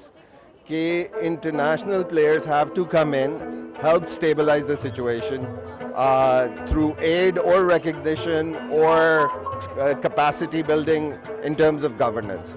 یہ ابھی دعائیں ہیں کہ صورتحال خراب نہ ہو. Thank you Shuja, thank you very much. گفتگو کرنے کے لیے اچھا لگا آپ سے مل کے بھی. Thank you. چلیں جی, اس ایونٹ سے متعلق تو آپ کو ہم نے بتایا کہ کون کون وہاں پر تھا اور کیا کیا وہاں پر ہمیں دیکھنے کو ملا, پلس جو جرنلسٹ موجود تھے وہاں پر وہ کیا رائے رکھتے ہیں, آگے چل کر کہاں کہاں ان کو لے جایا جائے گا, یہ ہم آپ کو پروگرام میں انشاءاللہ بتاتے رہیں گے. چلیں جی بڑھتے ہیں آگے ایک اور موضوع کی جانب, اور وہ موضوع ہے بانجھ پن. اب جب میں نے یہ ٹرم استعمال کیا بانجھ پن تو آئی ایم شیور بہت سے لوگوں کے دل میں خیال آیا ہوگا کہ ہم خواتین کے بانجھ پن کی بات کرنے والے, تو ایسا بالکل نہیں ہے. آج ہم بات کریں گے مردانہ بانجھ پن کی, چونکہ اس سے متعلق معاشرے میں بات ہوتی نہیں ہے, بہت کم ہوتی ہے, ایکسیپٹنس نہیں ہے. بہت سے ایسے مرد حضرات ٹیسٹ بھی نہیں کرواتے. یہ ایک بڑا مسئلہ ہے جس پر آج ہم نے بات کریں کہ کیوں ٹیسٹ نہیں کرایا جاتا, کیا اس کے ایشوز ہیں, اور نہیں کرائیں گے تو ظاہر نقصان ہوتا ہے, اس سے پریشانی بڑھتی ہے. اس موضوع پر بات کرنے کے لیے آج ہمارے ساتھ موجود ہیں ڈاکٹر رضوان ملک صاحب, یو ایس میں پریکٹس کر رہے ہیں, اور جو پروسیجر ہیں جو وہاں پر استعمال ہوتے ہیں وہی پروسیجر پاکستان میں بھی اویلیبلٹی ہے, اس پر آج ہم بات کریں گے. السلام علیکم, گڈ مارننگ سر. السلام علیکم جی, گڈ مارننگ. کیسے ہیں آپ؟ It's a pleasure to be here. Thank you so much sir. Sir جیسے کہ بھی ہم نے پہلے ہی اناؤنس کیا کہ اگر ہم لوگ آج بانجھ پن کی بات کر رہے ہیں تو ہم یہاں پہ خواتین کی بات نہیں کر رہے ہیں, اور ہماری سوسائٹی میں ایسا ہوتا ہے کہ جب بھی اس بارے میں بات کی جاتی ہے تو ہمیشہ خواتین کو زیادہ ٹارگٹ کیا جاتا ہے. ہم نے بعض اوقات شادی ٹوٹتے ہوئے ختم ہوتے ہوئے دیکھی ہے, خواتین کو گھر میں بہت زیادہ بدسلوکی کا سامنا بھی کرنا پڑتا ہے اپنے ان لاس کی طرف سے, اور معاشرے کی بے حسی اس میں کچھ زیادہ ہی رول پلے کر رہی ہوتی ہے. تو اس پر بھی میں آپ سے بات کروں کیونکہ یہ معاملہ نہ صرف مرد حضرات کے حوالے سے بہت امپورٹنٹ ہے, بالخصوص اس سے خواتین بھی ساتھ ساتھ جڑی ہیں. آپ کی طرف آنے سے پہلے ایک میں ہمارے ٹیم ممبر ہیں مظہر شہزاد صاحب, ان کو انٹروڈیوس کروا لیتی ہوں تاکہ وہ اپنا آرٹ ورک جاری رکھے, پھر ہم آپ کے ساتھ ڈسکشن کو کنٹینیو کریں. مظہر شہزاد صاحب السلام علیکم, کیسے ہیں آپ؟ جی وعلیکم السلام. آج بڑا سینسیٹیو موضوع ہے, اور دیکھیے کیا گل کھلاتا ہوں, یہ کیا بنتا ہے, اس کو بعد میں دیکھیں گے. آپ ڈاکٹر صاحب سے چلو ٹھیک ہے جی, انہوں نے اسی دوران اپنا آدھا کام مجھے لگتا ہے کر لیا ہے کیونکہ ذرا وقت کام ہوتا ہے. ڈاکٹر صاحب کمنگ ٹو یو, یہ جو ہم بات کریں ایکسیپٹنس نہیں ہے, سٹل پاکستان میں یہ مسئلہ زیادہ آپ کو لگتا ہے کہ جب ہم دیکھتے ہیں کپلز جب ان کی اولاد نہیں ہوتی تو وہ خاتون کو مورد الزام ٹھہرانے والی ایک بات, ٹیسٹ کے ٹیسٹ کرائی جا رہی ہے, خاتون اس پہ پریشر ہے, لیکن مرد ایک سائٹ پر ہے وہ ٹیسٹ نہیں کرا رہا. جی I know, I've seen that as well culturally, کہ US میں it is quite the opposite. اس میں یہ ہوتا ہے کہ couples come in together and then ہونا بھی یہ ہوتا ہے کہ we see that جو مرد حضرات ہوتے ہیں they're really out there and say listen I want to be tested before I get my wife tested and quite accepted. یہاں پہ culturally I think it's just quite different, right? And جس آپ نے کہا کہ really I've seen that quite a bit now just being here for a number of years in Pakistan, practicing کہ کافی there's a lot of pressure on the couple, especially on the females of the wife, کہ اس میں she's kind of always consider that she's the reason why the couple is not succeeding in pregnancy. The fact is کہ 40% of the fertility جب issues آتے ہیں, the couple gets married, 15% جو ہے couples میں pregnancy نہیں ہوگی, within a year they'll face infertility. اور out of those couples 40% up to 50% is male factor. رضوان صاحب اس سے پہلے کہ ہاں آپ آگے بڑھیں مزید اپنی گفتگو کو لے کے, ہم چاہیں گے کہ آپ اردو میں بات زیادہ کر سکیں کیونکہ ہماری جو پریکٹس یو ایس اے میں نہیں ہے, لیکن ہمارے ویورز جو ہیں وہ ذرا اردو آپ کو پتہ ہے اچھے طریقے سے اور آرام سے سمجھ پائیں گے, کیونکہ یہ میسج ہم سب لوگوں کو دیہی علاقوں شہری علاقوں سب تک پہنچانا چاہتے ہیں. جی بالکل. تو اس میں یہ کہ جب آپ کا مرد جو کپل ہے جو میاں ہسبینڈ اور وائف ہیں, ان میں سے تقریباً آدھے کپلز کا کچھ میل فیکٹر ہوگا. اس کی رینج ہو سکتی ہے اینی ویئر فرام, کوئی ہو سکتی ہے کہ تھوڑا سا میل فیکٹر مائلڈ جو ہو سکتا ہے, اور اسے ادر ایکسٹریم از Okay. کہ بالکل ایز اسپرمز ہے ہی نہیں بالکل. ٹھیک ہے. تو وہاں جو کلچرلی جیسا آپ نے کہا کہ کافی میں نے بھی جو اس کو دیکھتا ہوں کلینکس میں آتے ہیں کپلز بتایا کہ جی میں نے دوسری شادی کر لی یا تھرڈ میرج پہ, اور پھر انہوں نے ٹیسٹ کرایا تو معلوم ہوا کہ وہاں پر پرابلم میل فیکٹر ہے. سو اس لیے مجھے آئی تھنک دا میسج اور دی تھاٹ از ویل کہ جو جب ایک کپل ہوتا ہے اس کو مشکلات آتی ہیں اس میں بانجھ پن کی, تو کرنا ان کو ایک تو to seek the proper advice, اچھے سینٹر میں جانا, فرٹیلٹی سینٹر میں. اور سر اس پر آنے سے پہلے مجھے پلیز یہ بتائیے گا, شادی کے بعد اگر اولاد نہیں ہو رہی کتنے عرصے بعد کپل کو ٹیسٹ کروانا چاہیے, کتنے عرصے بعد ڈاکٹر کو وزٹ کرنا چاہیے, ان کو کتنا انتظار کرنا چاہیے, کیونکہ ظاہر ہے خدا کی دین ہے لیکن کتنا انتظار کرنا چاہیے؟ جی اس پہ جی ہماری ریکمنڈیشنز ہیں کہ اگر کپل کی عمر جو وائف ہے اس کی عمر 35 سے نیچے ہے تو 1 سال کا کپل کو دے should stay together, live together. ٹھیک ہے. تو اس کے بعد اگر ان کو دقت ہو رہی ہے تو then they should seek advice. Doctor صاحب ارلی جو ہم لوگ ہمارے بڑے بزرگ بات کیا کرتے ہیں جس کی طرف آپ اشارہ بھی کریں, یہ ارلی میرجز یا لیٹ میرجز اس میں بھی کوئی رول پلے کرتی ہیں, چاہے وہ میل کی پوائنٹ آف ویو سے یا فیمیل پوائنٹ آف ویو سے ہو؟ جی وہ کرتے ہیں quite bit. So above age 35 جو ہے, اگر female is over the age of 35 تو اس میں 6 months. So us really in کو 1 سال تک انتظار نہیں کرنا چاہیے, 6 مہینے بعد پھر ٹیسٹ 6 مہینے کے بعد آ کے ٹیسٹ کروائیں. تو اس میں کیونکہ time is limited for the couple to achieve اس کو آگے پریگننسی اچیو کرنے کے لیے. ٹھیک. اور اس میں بھی یہ کہ دا فرسٹ ٹیسٹ پہلا جو ہم کرتے ہیں کہ میل کی ایویلویشن کرتے ہیں اور اس کو دیکھتے ہیں کہ کیا ہے, کیونکہ اس لیے بگ پارٹ آف جو کافی میجر حصہ ہے بانجھ پن کا. ٹھیک. اور اس میں جو میل کا سمپل ٹیسٹ ایزی ہے اور اس سے بہت سارے کپلز کا ریزالو ہو جاتا ہے ایشوز. سر کئی کیسز ایسے بھی ہوتے ہیں مرد کا بھی ٹیسٹ ہوا ہے, خاتون کا ٹیسٹ ہوا, دونوں بالکل نارمل ہیں بٹ کنسیو نہیں کر پا رہے, یہ آئی وی ایف پروسیجر اس وقت اپلائی ہوتا ہے؟ نہیں سر, آئی وی ایف کا جو ہے وہ مختلف اس کی انڈیکیشنز ہیں.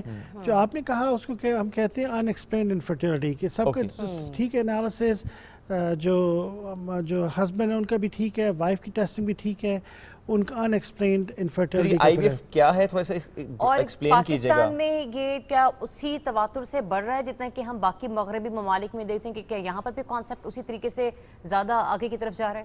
ہاں جی. نہیں اس میں یہ کہ جو ویسٹرن کنٹریز میں تو ہم نے دیکھا کہ ٹرینڈ یہ تھا کہ ایجوکیشن کی وجہ سے اور مختلف جو آپ کہہ لیں کہ انڈسٹریلائزیشن اور ایجوکیشن کی وجہ سے خواتین نے ڈیلے کیا چائلڈ بیئرنگ. ایون کہ اگر وہ میریڈ ہیں تو انہوں نے کہا کہ I want to ڈیلے کیا اور ڈیلے کی وجہ سے ایشوز آئے زیادہ. آ ٹھیک ہے, گئے. یہ سر یہ بات اپنی جگہ, لیکن میں coming to the I V F procedure, کیونکہ ظاہر ہے اس بارے میں بہت سے لوگ نہیں جانتے, تو پلیز ذرا کپلز کو بتائیں آئی وی ایف کیا ہے, پاکستان میں اس کی کاسٹ رفلی کیا ہے اور یہ کیسا پروسیجر ہے؟ جی آئی وی ایف میں ہم یہ کرتے ہیں کہ جو نیچرل پروسیس ہے اسی کو ہم آگمنٹ کر رہے ہیں. جو اس میں مشکلات آ رہی ہیں, مثلا جس طرح میل فرٹیلٹی کے لحاظ سے جو سپرمز اگر کم ہیں یا صحیح ان کی موٹیلٹی نہیں ہے, مارفالوجی پروڈکشن نہیں ہے, تو اس کو پہلے ہم کرتے ہیں میڈیسن سے حل کہ وہ بہتر ہو جائے, نیچرل پریگننسی ہو جائے. وہ اچیو نہیں ہوتا تو پھر آئی وی ایف کا پروسیجر یہ ہے کہ ہم ایگز لے کے وائف کے اور ہسبینڈ کے سپرمز لے کے ان کو اپنی لیب کو دے دیتے ہیں. ان دا لیب ہمارے پاس ٹیکنیشینز ہیں, وہ very experts in mixing these together, either through I V F اور through process called ICSI, intracytoplasmic sperm injection. تو اس میں جو ایون 4 or 5 اسپرمز لے کے ہم ان سے ایمبریوز بنا کے واپس اس کو ہم ٹرانسفر کرتے ہیں into the wife, so that female partner can then carry the baby. تو it is a miracle in the sense کہ پہلے جو تھا اگر اسپرمز کم تھے تو just about 20 years ago in husbands کے لیے, ان مردوں کے لیے کوئی آپشن نہیں تھی ٹو بیکم اے فادر. لیکن اب یہ آپشن ہے. سکسیس ریٹ کیا ہے, کاسٹ بھی اور سکسیس ریٹ کیا ہے اس کا؟ جی اس میں جو ہے وہ cost it's right about between 5 lakhs or so, between and جو ہے وچ از ویری کمپیریٹیو. سر یہ کیس ٹو کیس ویری کرتی ہے کاسٹ؟ ہاں جی کیس ٹو کیس کرتی ہے, some a bit less, some a bit more. رفلی 5 لاکھ کیا جی, that's about average in Pakistan جو ہے, which is about 1/3 to 1/5 of جو ہے ایک 1/5 کہ اس میں جو کرتی ہے کاسٹ یونائٹڈ اسٹیٹس یورپ میں. So really cost is substantially less اور I think we are trying to make it more available. جو ہے پرپز ہے اس کی یہاں پاکستان میں اس وقت سینٹر جو ہے بہت کم ہے لیکن بہرحال موجود ہیں. جی ٹھیک ہے sir thank you very much sir. I V F سے متعلق بھی اپنے گفتگو کے وقت تھوڑا سا کام تھا ورنہ ہم اس کو اور آگے ڈسکس کرتے ہیں. ناظرین چونکہ بات ہم کر رہے ہیں مردانہ بانجھ پن کی جس پر مظہر شہزاد صاحب نے ایک اسکیچ بھی تیار کیا ہے سوسائٹی کے جو معاملات ہیں ان کو لے کر. مظہر صاحب پلیز ایکسپلین کیجیے گا اپنا کارٹون. جی ایکسپلین کرنے کی ضرورت نہیں ہے. سب سے جو تکلیف دہ بات ہے وہ یہی ہے کہ ہمیشہ الزام بہو پہ لگتا ہے کہ تم نے اگر وارث نہ دیا تو یہ ہو جائے گا. ڈائیورسز ہوئی ہیں بے شمار. میں جانتا ہوں ہماری اپنے ایک فیملی میں ایک ایسا ہوا تھا کہ اس کی دوسری شادی کی تیسری کی اسے بھی اولاد نہیں ہوئی. تو کم از کم بیٹے کے ٹیسٹ کرا لو یار. بالکل صحیح بات ہے, یہ ٹیسٹ کرانا بہت زیادہ ضروری ہے. مظہر صاحب تھینک یو ویری مچ, آپ بھی ساتھ موجود ہیں. ناظرین کوئی بریک لیں گے, واپس آئیں گے. اسٹے ود اس.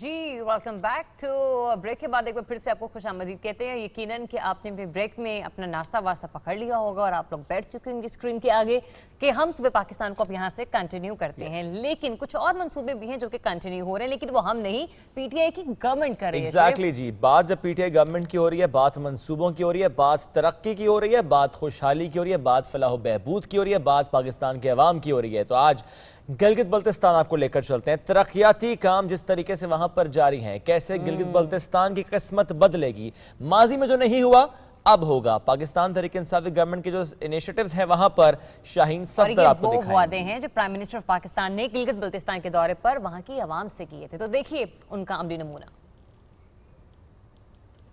گلگت بلتستان کی تعمیر و ترقی پر خاص توجہ دے رہے ہیں, جس کی ایک خاص مثال سالانہ اے ڈی پی میں 1 ارب کا اضافہ, پی ایس ڈی پی کے مختص رقم میں 10 ارب کا اضافہ, سالانہ ریگولر بجٹ میں 18 ارب کا اضافہ, گندم کی سبسڈی میں 2 ارب کا اضافہ شامل ہے. اس حوالے سے گفتگو کرتے ہوئے وزیر اطلاعات و نشریات گلگت بلتستان کا کہنا تھا, ہم سمجھتے ہیں کہ پہلی دفعہ ہیلتھ, ایجوکیشن, انفراسٹرکچر اور ٹورزم اس پورے کو سامنے رکھتے ہوئے محض گلگت بلتستان کی عوام کے لیے ایک بجٹ بنایا گیا ہے. انشاءاللہ ہم اپنے ٹینیور میں اس گلگت بلتستان کے جو ہیڈ کوارٹرز ہیں, بالخصوص گلگت شہر ہے جو میرا اپنا حلقہ ہے, سکردو شہر ہے اور چلاس شہر ہے. بدقسمتی سے اس علاقے میں پینے کا صاف پانی میسر نہیں ہے. بجلی یہاں پہ 18 گھنٹے سردیوں میں لوڈ شیڈنگ ہوتی ہے. ان شہروں کو انشاءاللہ ہم پینے کا صاف پانی دے رہے ہیں اور اسی سال کے آخر تک انشاءاللہ 40 میگا واٹ بجلی ہم سسٹم کے اندر شامل کر رہے ہیں. انشاءاللہ یہ جو شاہراہیں ہم بنانے جا رہے ہیں جس میں استور ویلی روڈ ہے, پھر نگر ویلی روڈ ہے, اس کے بعد بلتستان میں شگرتھنگ کے ساتھ انٹر ڈسٹرکٹ کنیکٹیوٹی ہے, داریل ویلی روڈ ہے, تانگیر ویلی روڈ ہے. ان میں 40 سے 45 ارب روپے کا ایک خطیر رقم خرچ کر کے ان سڑکوں کو خوبصورت بنایا جائے گا اور ان جگہوں میں پھر بہت خوبصورت وادیاں اندر ہیں جس کو ہنٹ کر کے ایکسپلور کیا گیا ہے. تو یہ بنیادی ضروریات لوگوں کی جس کے لیے ہم نے عوام سے ووٹ لیا ہے اور عوام کے ساتھ ہمارے وعدے ہیں. انشاءاللہ جو پیسہ وفاق کی طرف سے آئے گا اور وہ پیسہ عوام تک پہنچے گا, اس کی شیورٹی ہم انشاءاللہ عوام کو دیتے ہیں. وزیر خزانہ جاوید منوا نے اپنے خیالات کا اظہار کرتے ہوئے بتایا, عمران خان صاحب وزیر اعظم پاکستان کے ویژن کے مطابق جس میں جو امبریلا شیڈو ہمیں ملا ہے گلگت بلتستان ڈیولپمنٹ پیکیج کا, اس میں 370 ارب روپے کے 5 سال کا ایک میگا ڈیولپمنٹل پیکیج جو کہ غیر روایتی طور پہ گلگت بلتستان کے لیے پہلی دفعہ وفاقی حکومت کی طرف سے جو ہے وہ دیا گیا ہے. اس میں اگر ہم دیکھیں تو انفراسٹرکچر ڈیولپمنٹ، تعلیم، صحت، ماحولیاتی تبدیلی، ان تمام سیکٹرز کے اندر، اور خاص طور پہ ملحوظ خاطر رکھا گیا ہے کہ ٹوریزم کی پروموشن ہو، یہاں پہ ایگریکلچر ڈیولپمنٹ ہو، لائف سٹاک ڈیولپمنٹ ہو، اور اس مد کے اندر تمام سیکٹرز کے اندر جو پروجیکٹس ہیں وہ وفاقی لیول پہ پہلی دفعہ گلگت بلتستان کے حصے میں آئے ہیں. گلگت بلتستان میں ملک کے دیگر حصوں کی طرح ترقیاتی کاموں میں تیزی لائی جا رہی ہے. اب تک جو گلگت بلتستان میں ہوتا رہا ہے ایک مشرومنگ ہوتی رہی ہے سیمنٹ اور سریے کی، جو ایک ان پلینڈ ہے، غیر منظم انداز میں یہاں تعمیر و ترقی کا سلسلہ چلتا رہا ہے. لیکن وزیر اعلیٰ خالد خورشید کمیٹڈ ہے کہ آنے والوں سالوں میں جو تعمیر و ترقی ہوگی وہ ایک منظم انداز میں ہوگی. دوسرا اہم سیاحت کے شعبے کا جو انیشیٹو ہے وہ ہوم سٹے کا ہے، وہ ولیج ڈیولپمنٹ کا ہے. اس انیشیٹو کے ذریعے ہم ٹورسٹ ڈیسٹینیشن پہ گھرانوں کو ان کے گھروں کے ساتھ اعلیٰ معیار کے کمرے، 3، 2، 4 کمرے بنانے کے لیے سافٹ لونز فراہم کریں گے، جس سے جو یہاں پہ ٹورسٹ انفلکس آنے والے سالوں میں بڑھنا ہے وہ بھی کیٹر فور ہوگا، اور ان دیہاتوں کی، ان ٹورسٹ ڈیسٹینیشن کی ایک بہترین طریقے سے ڈیولپمنٹ بھی ہوگی. مرکزی اور گلگت بلتستان حکومت مل کر عوام کی تعمیر و ترقی کے لیے اقدامات کر رہی ہے. اس کا اعتراف عوامی سطح پر بھی بھرپور انداز میں کیا جا رہا ہے.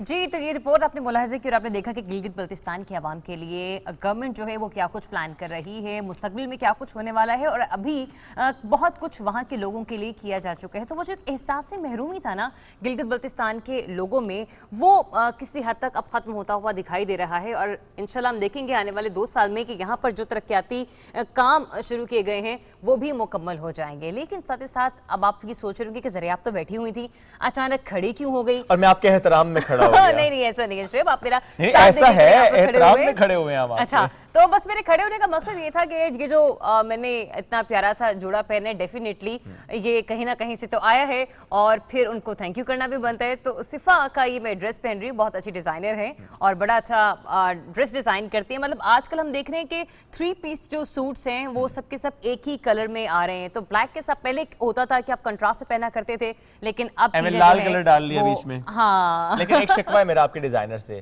کیا وہ نہیں جانتی تھی کل رات کے ایونٹ میں بھی آپ نے بلیک ڈریس پہنا ہے؟ نہیں، ایکچولی یہ مجھے بہت پہلے ہی ڈریس آ گیا تھا، تو بس ان کو آئیڈیا ہوا کہ ذریعہ آپ پہ بلیک سوٹ کرے تو آئی تھنک آپ کو پہنا ہے. By the way, thank you Safa for sending me this beautiful dress. چلیں جی، آ جائے اس طرف واپس ہم بیٹھتے ہیں، کیونکہ میں نے صبح ذریعہ سے کہا ذریعہ کہ آج ہم مس کیلکولیٹ کر گیا ہوں. مجھے اندازہ نہیں تھا کہ آج آپ بلیک ڈریس پہن کر آئیں گے. کل رات کو آپ نے بلیک ڈریس پہنا ہوا تھا. چلیں جی، بڑھتے ہیں آگے، اور اب ہم بات کریں گے راولپنڈی ڈیولپمنٹ اتھارٹی کی، ہم بات کریں گے واسا کی، ہم بات کریں گے راولپنڈی میں نارا لئی کی، ہم بات کریں گے کہ وہاں پر جو مسائل رہے ماضی میں، کیا آگے آنے والے دنوں میں یعنی مستقبل میں وہ مسئلے حل ہو جائیں گے یا نہیں. ہم بات یہ بھی کریں گے بڑھتی ہوئی راولپنڈی کی آبادی اور اس سے جڑے کئی مسائل، ان کو کیسے ہم حل کی جانب لے کر جا رہے ہیں. We have with us chairman واسا آجیے طارق محمود مرتضی صاحب. السلام علیکم، گڈ مارننگ، کیسے ہیں آپ؟ خیریت. سر چلیں پھر سٹارٹ کرتے ہیں نارا لئی سے.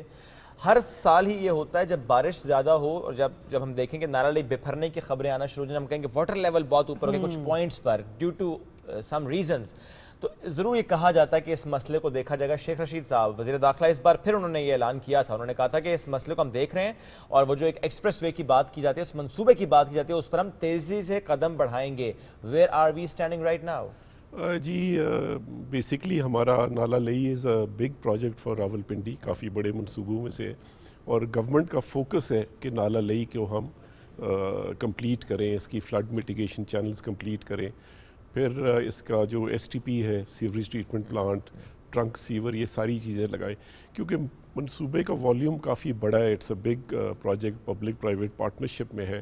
سو اس کا کافی سارے چیزیں اس میں آتی ہیں، بٹ گورنمنٹ کی فوکس کی وجہ سے اور شیخ صاحب کی کوشش کی وجہ سے میں سمجھتا ہوں کہ اس سال فائنینشیل ایئر میں اس کا کام شروع ہو جائے گا. اور کتنا عرصہ لگے گا مکمل ہونے میں؟ یہ 2 ایئرز پروجیکٹ ہے، 2 سال میں کمپلیٹ ہو جائے گا.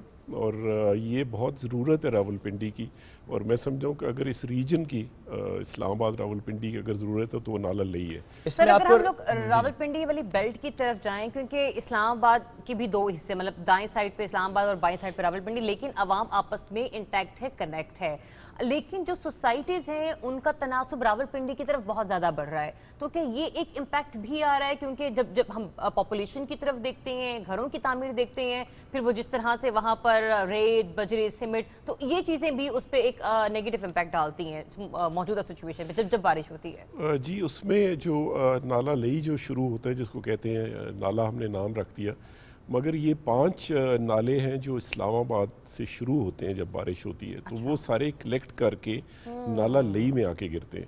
سو it is not only Rawalpindi, so یہ سارا وہاں سے سٹارٹ ہوتا ہے، اور میں سمجھتا ہوں کہ جو ریسنٹلی 120 mm بارش ہوئی جس کی وجہ سے، جس کو کہتے ہیں کلاؤڈ برسٹ بھی ہوا، بارش زیادہ ہوئی جس کی وجہ سے فلڈ آیا، تو وہ اس کا ریزن یہ ہے کہ وہ ساری جا کے نالا لئی میں گرتی ہیں۔ اور سوسائٹیز کا جہاں تک تعلق ہے، جہاں پہ آر ڈی اے کا تعلق ہے، ہماری سوسائٹیز جو ہیں دے آر آؤٹ سائڈ، آپ سمجھے کہ out side the urban area کے سوسائٹیز ہیں، سو ان کا اتنا سچ امپیکٹ نہیں ہے نالا لئی زیادہ کہ اندرون شہر کی جو مسائل ہیں اس کی وجہ سے ہے۔ جی اندرون شہر میں بھی آپ دیکھیں کہ 8 اور نالے جو ہیں لئی میں آ کے لینڈ کرتے ہیں، شہر کے نالے۔ تو میں یہاں پہ یہ ضرور کہنا چاہوں گا کہ اتنے سالوں سے، یہ انشاءاللہ کام جلدی شروع ہوئے گا اسی فائنینشیل ایئر میں، تو اتنے سالوں میں جو ڈریجنگ ہم کرتے ہیں، جو صفائی کرتے ہیں پری مانسون ان 8 نالوں کی اور نالا لئی کی، اس کی وجہ سے یہ آپ کے سامنے وہ فلڈنگ نہیں ہوئی، وہ پانی اوپر نہیں گیا۔ تو میں یہ سنڈے کا آپ کو بتاتا ہوں، سنڈے 111 mm بارش ہوئی اور نالا لئی جو تھا وہ 10 فٹ اوپر گیا، 28 فیٹ پر جب جاتا ہے تو فلڈنگ شروع ہو جاتی ہے۔ سو بیسکلی میں سمجھتا ہوں کہ یہ گورنمنٹ کی جاب ہے to regulate societies, control societies, اور ان کے لاز، رولز، ریگولیشنز انشور کریں کہ وہ کسی نالے پہ تو نہیں بن رہی، کسی نیچرل واٹر کو روک تو نہیں رہی۔ اگر یہ سوسائٹیز نیچرل واٹر کو روکیں گی اور ریگولیٹنگ اتھارٹیز ان کو واچ نہیں کریں گی تو پھر مسئلہ بڑھے گا۔ ایسے میں جو نالوں کے کنارے بننے والے تجاوز ہیں، اس کا بھی ہم دیکھتے ہیں کہ آپریشن ہوتا ہے، پھر دوبارہ وہی سچویشن دیکھتے ہیں، تو وہ بھی بہت زیادہ بعض اوقات اس میں رول اپنا ڈالتے ہیں۔ یہ جب مطلب زیادہ بارش کے ہونے پہ یہ تجاوزات کی بھرمار، پھر دوبارہ سے آپریشن ہونا، یہ بھی ایک الگ ہم لوگ دیکھتے ہیں کہ ہر 6 ماہ بعد یہی سب کچھ ہو رہا ہوتا ہے۔ جی اس میں جو ایجنسیز ہیں کافی امپلیمنٹیشن کرتی ہیں، ریگولیٹ کرتی ہیں، ڈیمولیشن آپریشنز بھی ہم کرتے ہیں، انکروچمنٹس کو بھی ہٹایا جاتا ہے، اور جیسے میں نے کہا کہ نالوں کی صفائی بھی کی جاتی ہے۔ سو یہ ایک وہ سمجھیں کہ ہولسم سی پرابلمز ہیں جن کو ہماری کوشش رہتی ہے، کیونکہ سٹیزنز کو بھی اویئر کرنا ہمارے فرائض میں شامل ہے، جو ہم کرتے رہتے ہیں سٹیزن کو، کہ یہ آپ کو نقصان ہوگا اگر آپ انکروچمنٹس کریں گے، گورنمنٹ کی بات نہیں سنیں گے، آپ کو ہمیں ڈیمولش بھی کرنا پڑے گا اور آپ کو اپنا نقصان ہوگا۔ جیسے آپ اربن فلڈنگ کہتے ہیں، اربن فلڈنگ آپ دیکھ لیں کتنی زیادہ ہوتی ہے۔ بالکل سر، جو ذریعہ آپ بات کر رہی ہیں تجاوزات کی، ہم بات کر رہے ہیں آپریشنز کی بھی، سر مجھے یہ بتائیں کہ نالا لئی کا جو مسئلہ ہے، تجاوزات ہیں کتنی؟ اگر تجاوزات کا خاتمہ ہوتا ہے کتنے لوگ وہاں سے ڈسپلیس ہوں گے؟ دیکھیے جی، نالا لئی کی اگر انشاءاللہ جو کام شروع ہونے جا رہا ہے اس میں 1600 ہاؤزز ہیں جن کی ڈسپلیسمنٹ ہوگی، ری لوکیشن جس کو کہتے ہیں۔ وہ پلان کیا ہے؟ جی وہ پلان یہی ہے کہ ان کو جب ہم پروجیکٹ شروع ہونے لگے گا، ہم نے سرویز کر لیے سارے، جب پروجیکٹ شروع ہونے لگے گا ان کو ایڈوکیٹ کمپنسیشن دی جائے گی تاکہ وہ ری لوکیٹ ہو سکے۔ کسی کے سر سے چھت نہیں چھینی جائے گی، بیسیکلی اس سے ری لوکیٹ کیا جائے گا، یہ انشور کیا جائے گا۔ بیوٹیفل، بالکل جی، گورنمنٹ کی پالیسی ہے کہ کسی کو ہم اس طرح نہیں کریں گے، گھر چھت ہٹا دیں گے۔ لیکن سر جب یہ اس قسم کے تجاوزات بنتی ہیں، گھر بنتے ہیں، انتظامیہ اس وقت خاموش کیوں ہوتی؟ مطلب سالوں سے گھروں کی تعمیر ہو رہی ہے، آنکھوں کے سامنے انتظامیہ کی سب کچھ چل رہا ہوتا ہے، کنسٹرکشن چل رہی ہوتی، اس وقت کوئی نوٹس نہیں لیا جاتا؟ یہ جو اسپیسیفکلی نالا لئی کی یہ تجاوزات میں نہیں آتے 1600 گھر، یہ بیسکلی اس کے رائٹ آف وے کہہ سکتے ہیں، اس کی وہ جہاں سے نالا لئی کو ہم نے وائڈن کرنا ہے اس میں آئیں گے۔ یہ جو آپ کا سوال ہے کہ جی جب بن رہے ہوتے ہیں تو اس وقت گورنمنٹ نہیں دیکھتی، وہ ضرور دیکھتے ہیں ہم۔ नोटिस भेजते हैं, उस वक्त भी डेमोलिशन हम करते हैं, बिल्कुल हम डेमोलिशन करते हैं उस वक्त, और काफ़ी कोशिश रहती है हमारी, डिस्पाइट लिमिटेड रिसोर्सेज, हमारी कोशिश रहती है कि हम इस चीज़ को देखें, क्योंकि ऑब्वियसली जैसे मैंने पहले कहा कि ये सिटीजन्स का भी तो फ़र्ज़ है टू पॉइंट आउट दीज चीज़ें कि जी आप कैसे। लेकिन सर चूँकि बात हम ज़्यादा नाला लई पर कर रहे हैं, आपने बात की कि ट्रीटमेंट प्लांट भी लगेगा, इतने सालों में ना लगने की वजूहात क्या रहीं? देखिए जी, इसका मैं समझता हूँ कि सीवरेज ट्रीटमेंट प्लांट हमारा गोरखपुर में हमारी स्वां रिवर पे एक जगह है जहाँ पे हमारे पास ज़मीन मौजूद है, हमारी एक्वायर्ड शुदा ज़मीन है वासा की, तो उसमें for the health of the citizens मैं समझता हूँ कि ये बहुत इम्पॉर्टेंट है इस नाला लई का ये प्रोजेक्ट। इस पे ट्रंक सीवर लगेगा, इसकी साइड्स पे नाला लई की। ट्रंक सीवर मीन्स कि उसमें जो पहले रॉ सीवर गिरता है नाला लई में, आपने देखा होगा कभी विजिट करें तो काला स्या रंग होता है, वो जो रॉ सीवर है वो जाएगा ट्रंक सीवर में। ट्रंक सीवर उसको कैरी करेगा टू गोरखपुर जहाँ पे हमारी STP लगना है, सीवरेज ट्रीटमेंट प्लांट, वहाँ पे उसकी पॉन्डिंग होगी, क्लीन अप होगा, ड्रिंकिंग के लिए नहीं होगा बट आप उसको उसका बाकी यूज़ कर सकते हैं पौधों के लिए और चीज़ों के लिए, सफाई के लिए, तो वो पानी साफ नज़र आएगा और वो जाके स्वां रिवर में गिरेगा। और स्वां रिवर का आप हालत आप देखें कि स्वां रिवर में भी काला स्या पानी और कितना बदबूदार पानी है। सो ये नाला लई का जो ट्रंक सीवर होगा, इसकी वजह से शहरियों की सेहत में भी बड़ा फ़र्क आएगा, उनको हेल्दी इन्वायरमेंट मिलेगी, और ये जो बदबूदार पानी और ये काला पानी है ये भी ख़त्म हो जाएगा। ठीक, आप सर आए जो सोसाइटीज़ हैं जिस पर बात हम कर रहे थे, इस वक्त कितनी सोसाइटीज़ ऐसी हैं जिससे मुतालिक हमें कह सकते हैं कि वो गैर कानूनी सोसाइटीज़ हैं, या वो सोसाइटीज़ जिनकी वजह से मसाइल हैं, वो सोसाइटीज़ हैं जो कि किसी गलत तरीके से काम को लेकर आगे बढ़ रही हैं? ये देखिए जी, हमारी जैसे मैंने पहले अर्ज़ किया कि ये सोसाइटीज़ जो हैं बाहर हैं RDA की अर्बन लिमिट से बाहर हैं, शहर की लिमिट से बाहर हैं। इसमें हमारी जो इलीगल सोसाइटीज़ हैं डिक्लेयर्ड, जिनको हम नोटिस देते हैं, डेमोलिशन करते हैं, उन पे कानूनी कार्रवाई भी करते हैं, वो 204 के करीब। 204 जी, 204 के करीब। तो ऐसे में सर जो मेन मार्केट में तजावुज़ात है पिंडी की स्पेशली, उससे हम देखते हैं कि ट्रैफिक भी, उसके मसाइल भी बहुत ज़्यादा दरपेश रहते हैं, इसको किस तरह से कैटर किया स्पेशली सदर का इलाका या राजा बाजार या मरी रोड, फंस ही जाते हैं आप वहाँ पर जाके? जी, उसके लिए हमारे फ्यूचर प्लान्स क्या, करंट प्लान्स जो भी इम्प्लीमेंट होने जा रहे हैं, ट्रैफिक डीकंजेशन की आपने बात की, जिससे मरी रोड पे बहुत ज़्यादा ट्रैफिक होती है, कचहरी की साइड पे, बिल्कुल, तो ये हमारे 3 प्रोजेक्ट्स हैं जो इस साल इंशाल्लाह ताला लॉन्च होंगे। उसमें सबसे पहले अमार चौक, आपने देखा होगा अगर आप उस तरफ गए, अमार चौक बन रहा है, अंडर कंस्ट्रक्शन है, उसकी कंप्लीशन इंशाल्लाह एंड ऑफ दिस ईयर हो जाएगी, बड़ी फास्ट स्पीड से बन रहा है, उससे ट्रैफिक पे फ़र्क आएगा। उसके नीचे अंडर पासेज हैं 2 जहाँ से ट्रैफिक गुजरेगी। उसके बाद हमारा उसके से जुड़ा हुआ एक और मंसूबा है कचहरी चौक का, जिसकी 2 अंडर पासेज होंगी, जिसको कहते हैं कि एक डबल वो डेकर टाइप होगी अंडर पासेज, तो वो मंसूबा और अमार चौक से डीकंजेशन होगा। ये मंसूबा हमने इंशाल्लाह जनवरी में इसकी लॉन्चिंग होगी और चीफ मिनिस्टर पंजाब से उसकी हम ओपनिंग कराएंगे कचहरी चौक की। उसके बाद इसी से जुड़ा हुआ एक और हमारा मंसूबा है, वो है डिफेंस चौक। डिफेंस चौक अगर आप कभी उस साइड पे गए हों, वो हाई कोर्ट के करीब है और फौजी फाउंडेशन हॉस्पिटल के सामने है, और अल शिफा ट्रस्ट आए हॉस्पिटल के सामने। तो ये हम जिसको कहते हैं सीक्वेंस करके हम इन प्रोजेक्ट्स को शुरू करें। अगर हमने तीनों इकट्ठे शुरू कर देते तो पिंडी की ट्रैफिक खराब हो जाता है। तो ये जो एक सीक्वेंस में चल रहे हैं, तो ये जो 3 मंसूबे मैंने आइडेंटिफाई किए, इसकी वजह से पिंडी की इंशाल्लाह मसला हल होगा ट्रैफिक का। ठीक है sir, thank you very much sir, साथ मौजूद थे आप, इन प्रोजेक्ट से मुतालिक हमसे गुफ्तगू कर रहे थे, स्पेशली नाला लई से मुतालिक कि कैसे इस मसले पर काबू पाया जाएगा, कैसे हम इसके हल के जाने बढ़ेंगे, क्योंकि आने वाले दिनों में इस बारे में बहुत सारी अच्छी अपडेट्स आ रही है, जैसे कि सर ने भी बताया कि कुछ अहम मंसूबे हैं जिसका वज़ीर आला पंजाब जो है वो इफ्तिताह भी करेंगे आखिर, तो आप उम्मीद बांधे रखिए। चलें एक ब्रेक लेंगे, वापस आएंगे, स्टे विद अस।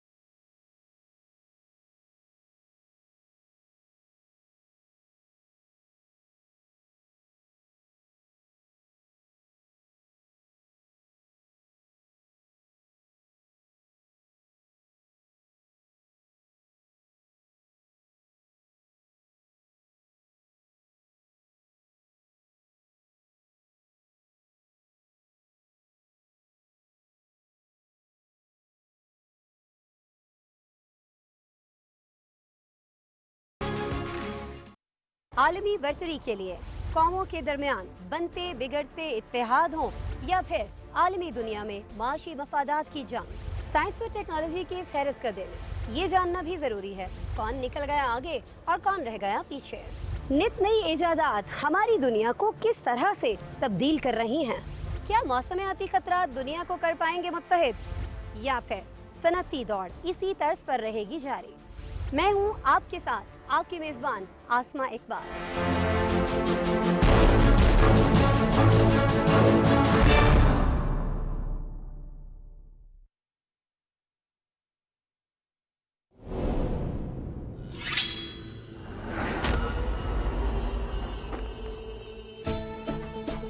یا اللہ میرے ارطغرل اور اس کے سپاہیوں کی ہر طرح کی مشکلات سے حفاظت فرما۔ اس علاقے میں وہ ملعون منگول دیمک کی طرح پھیلتے جا رہے ہیں، انہیں ختم کرنا ہم پر لازم ہو گیا ہے۔ ہم مشرق سے آئے طوفان کی طرح ترکوں پر ٹوٹ پڑیں گے۔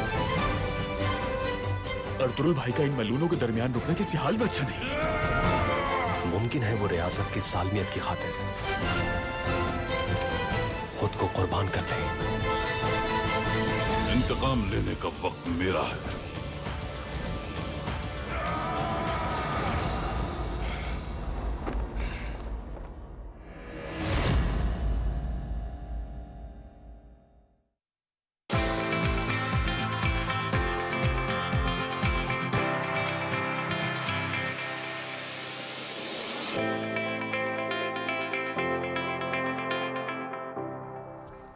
ویلکم بیک ناظرین، پروگرام کے اس حصے میں ہمیں ایک ایسی شخصیت نے جوائن کیا ہے، بڑی پیاری شخصیت ہے وہ، نام بھی ان کا بڑا ہی پیارا ہے، لیکن آج میں نام لیے بغیر پہلے میں ذکر ایک بات کرنا چاہتا ہوں۔ ماں باپ گھر کے بڑا پیارا نام رکھتے ہیں، لیکن وہ پھر ایک شخص یا کوئی بھی نا پیار سے ایک نام لیتا ہے، پھر اس کے بعد وہی نام سب لیتے چلے جاتے ہیں۔ تو جناب وہ نام ہے ذوالفقار عباس بخاری صاحب، جن کو پھر لوگوں نے کہنا شروع کر دیا، نہیں پیار سے لوگوں نے پہلے تو کہا، پھر سب نے ہی کہنا شروع کر دیا زلفی بخاری۔ تو آج ہم نے جب ان سے گفتگو کی، ہم نے کہا کہ زلفی بھائی، تو انہوں نے کہا بریک پہ جب ہم لوگ تھے تو ان سے یہی بات چل رہی تھی، اور ہم نے ان سے پوچھا کہ نا بخاری صاحب نام کیسے اناؤنس کرنا ہے آپ کا؟ تو انہوں نے کہا کہ نہیں ذوالفقار عباس بخاری پیارا نام ہے، نو ڈاؤٹ، تو اسی کو کنٹینیو کریں۔ بٹ بہرحال آپ وزیر اعظم کے معاملے خصوصی کے عہدے پر رہ چکے ہیں، اور آج بھی آپ ہمارے ساتھ ہیں، کنٹروورسی جڑی ہوئی تھی ان کے ساتھ، لیکن اب وہاں سے بھی ہم دیکھ رہے ہیں کہ معاملات بہت آسان ہو چکے ہیں۔ السلام علیکم اینڈ ویری گڈ مارننگ، کیسے ہیں آپ؟ بالکل ٹھیک، وعلیکم السلام، کیسے ہیں آپ؟ الحمدللہ بالکل ٹھیک ٹھاک۔ صبح اتنی ہی جلدی اٹھتے ہیں یا ہم نے جگا دیا آج؟ نہیں میں ہمیشہ جلدی ہی اٹھتا ہوں۔ اچھا، morning bird, morning bird, great. Zulfiqar Bukhari صاحب، مجھے یہ مشکل ہو رہا ہے کہتے ہوئے، اس لیے کہ ہم نارملی وہ جب بات کریں گے زلفی بھائی، میرے سے بڑے لوگ ہوتے ہیں جو میرے والد کی عمر پہ ہوتے ہیں وہ مجھے زلفی بھائی، جو چھوٹے ہوتے ہیں وہ بھی زلفی بھائی۔ آپ خود کنفیوز ہو جاتے ہیں؟ جی آپ خود کنفیوز ہو جاتے ہیں پھر اس وقت؟ جی وہ کیونکہ مطلب جس کو نہ جانتے ہوں وہ زلفی بھائی ایک چیز وہ بس۔ لیکن وہ تو شاید ہم دیکھتے ہیں کہ آنریبل سچویشن میں آپ کو کوئی اس طرح سے نہیں، اب اس طرح ہے جلسے میں آپ جا رہے ہو یا کہیں آپ جا رہے ہو کسی مارکیٹ میں جا رہے ہو، وہاں لوگ کسی سے آواز زلفی بھائی، کوئی دوست ہو تو پھر بھی کچھ بنتا ہے، لیکن ورنہ نام ذوالفقار ہے مطلب اتنا مشکل تو نہیں ہے۔ دیکھیں بہت آسان ہے، سوٹ بھی کرتا ہے، لیکن اگر ایک پرسنالٹی ہیں آپ، ٹھیک ہے، ابھی بھی جب آپ آئے نا تو شعیب نے باقاعدہ بولا ماشاءاللہ ماشاءاللہ، میں نے کہا شعیب حوصلہ، نہیں ماشاءاللہ، اگین ماشاءاللہ۔ ذوالفقار بھائی مجھے یہ بتائیں کہ ایک ایسا معاملہ آپ کے ساتھ ایسوسیٹ ہوا جس کی وجہ سے آپ نے پھر اپنا عہدہ چھوڑ دیا، اس کی انویسٹیگیشن ہوئی، کلین چٹ مل گئی سر؟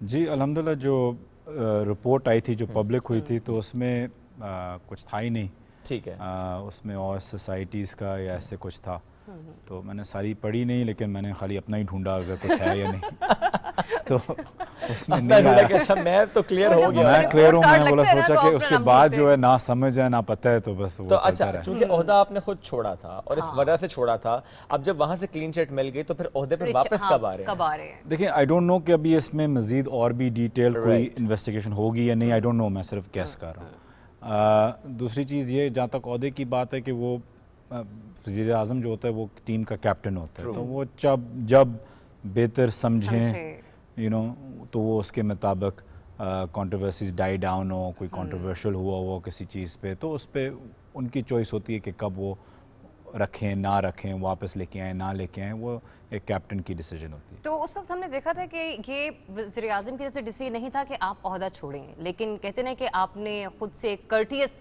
لی دیکھا اس سارے معاملے کو اور آپ نے کہا کہ نہیں ابھی مناسب نہیں ہے کہ میں اس کرسی کے ساتھ انٹیکٹ رہوں, اور یہ بہت ہم کم دیکھتے ہیں, اور وزیر اعظم نے بھی اسے اپریشیٹ کیا, باقی کیبنٹ ممبرز نے بھی کیا.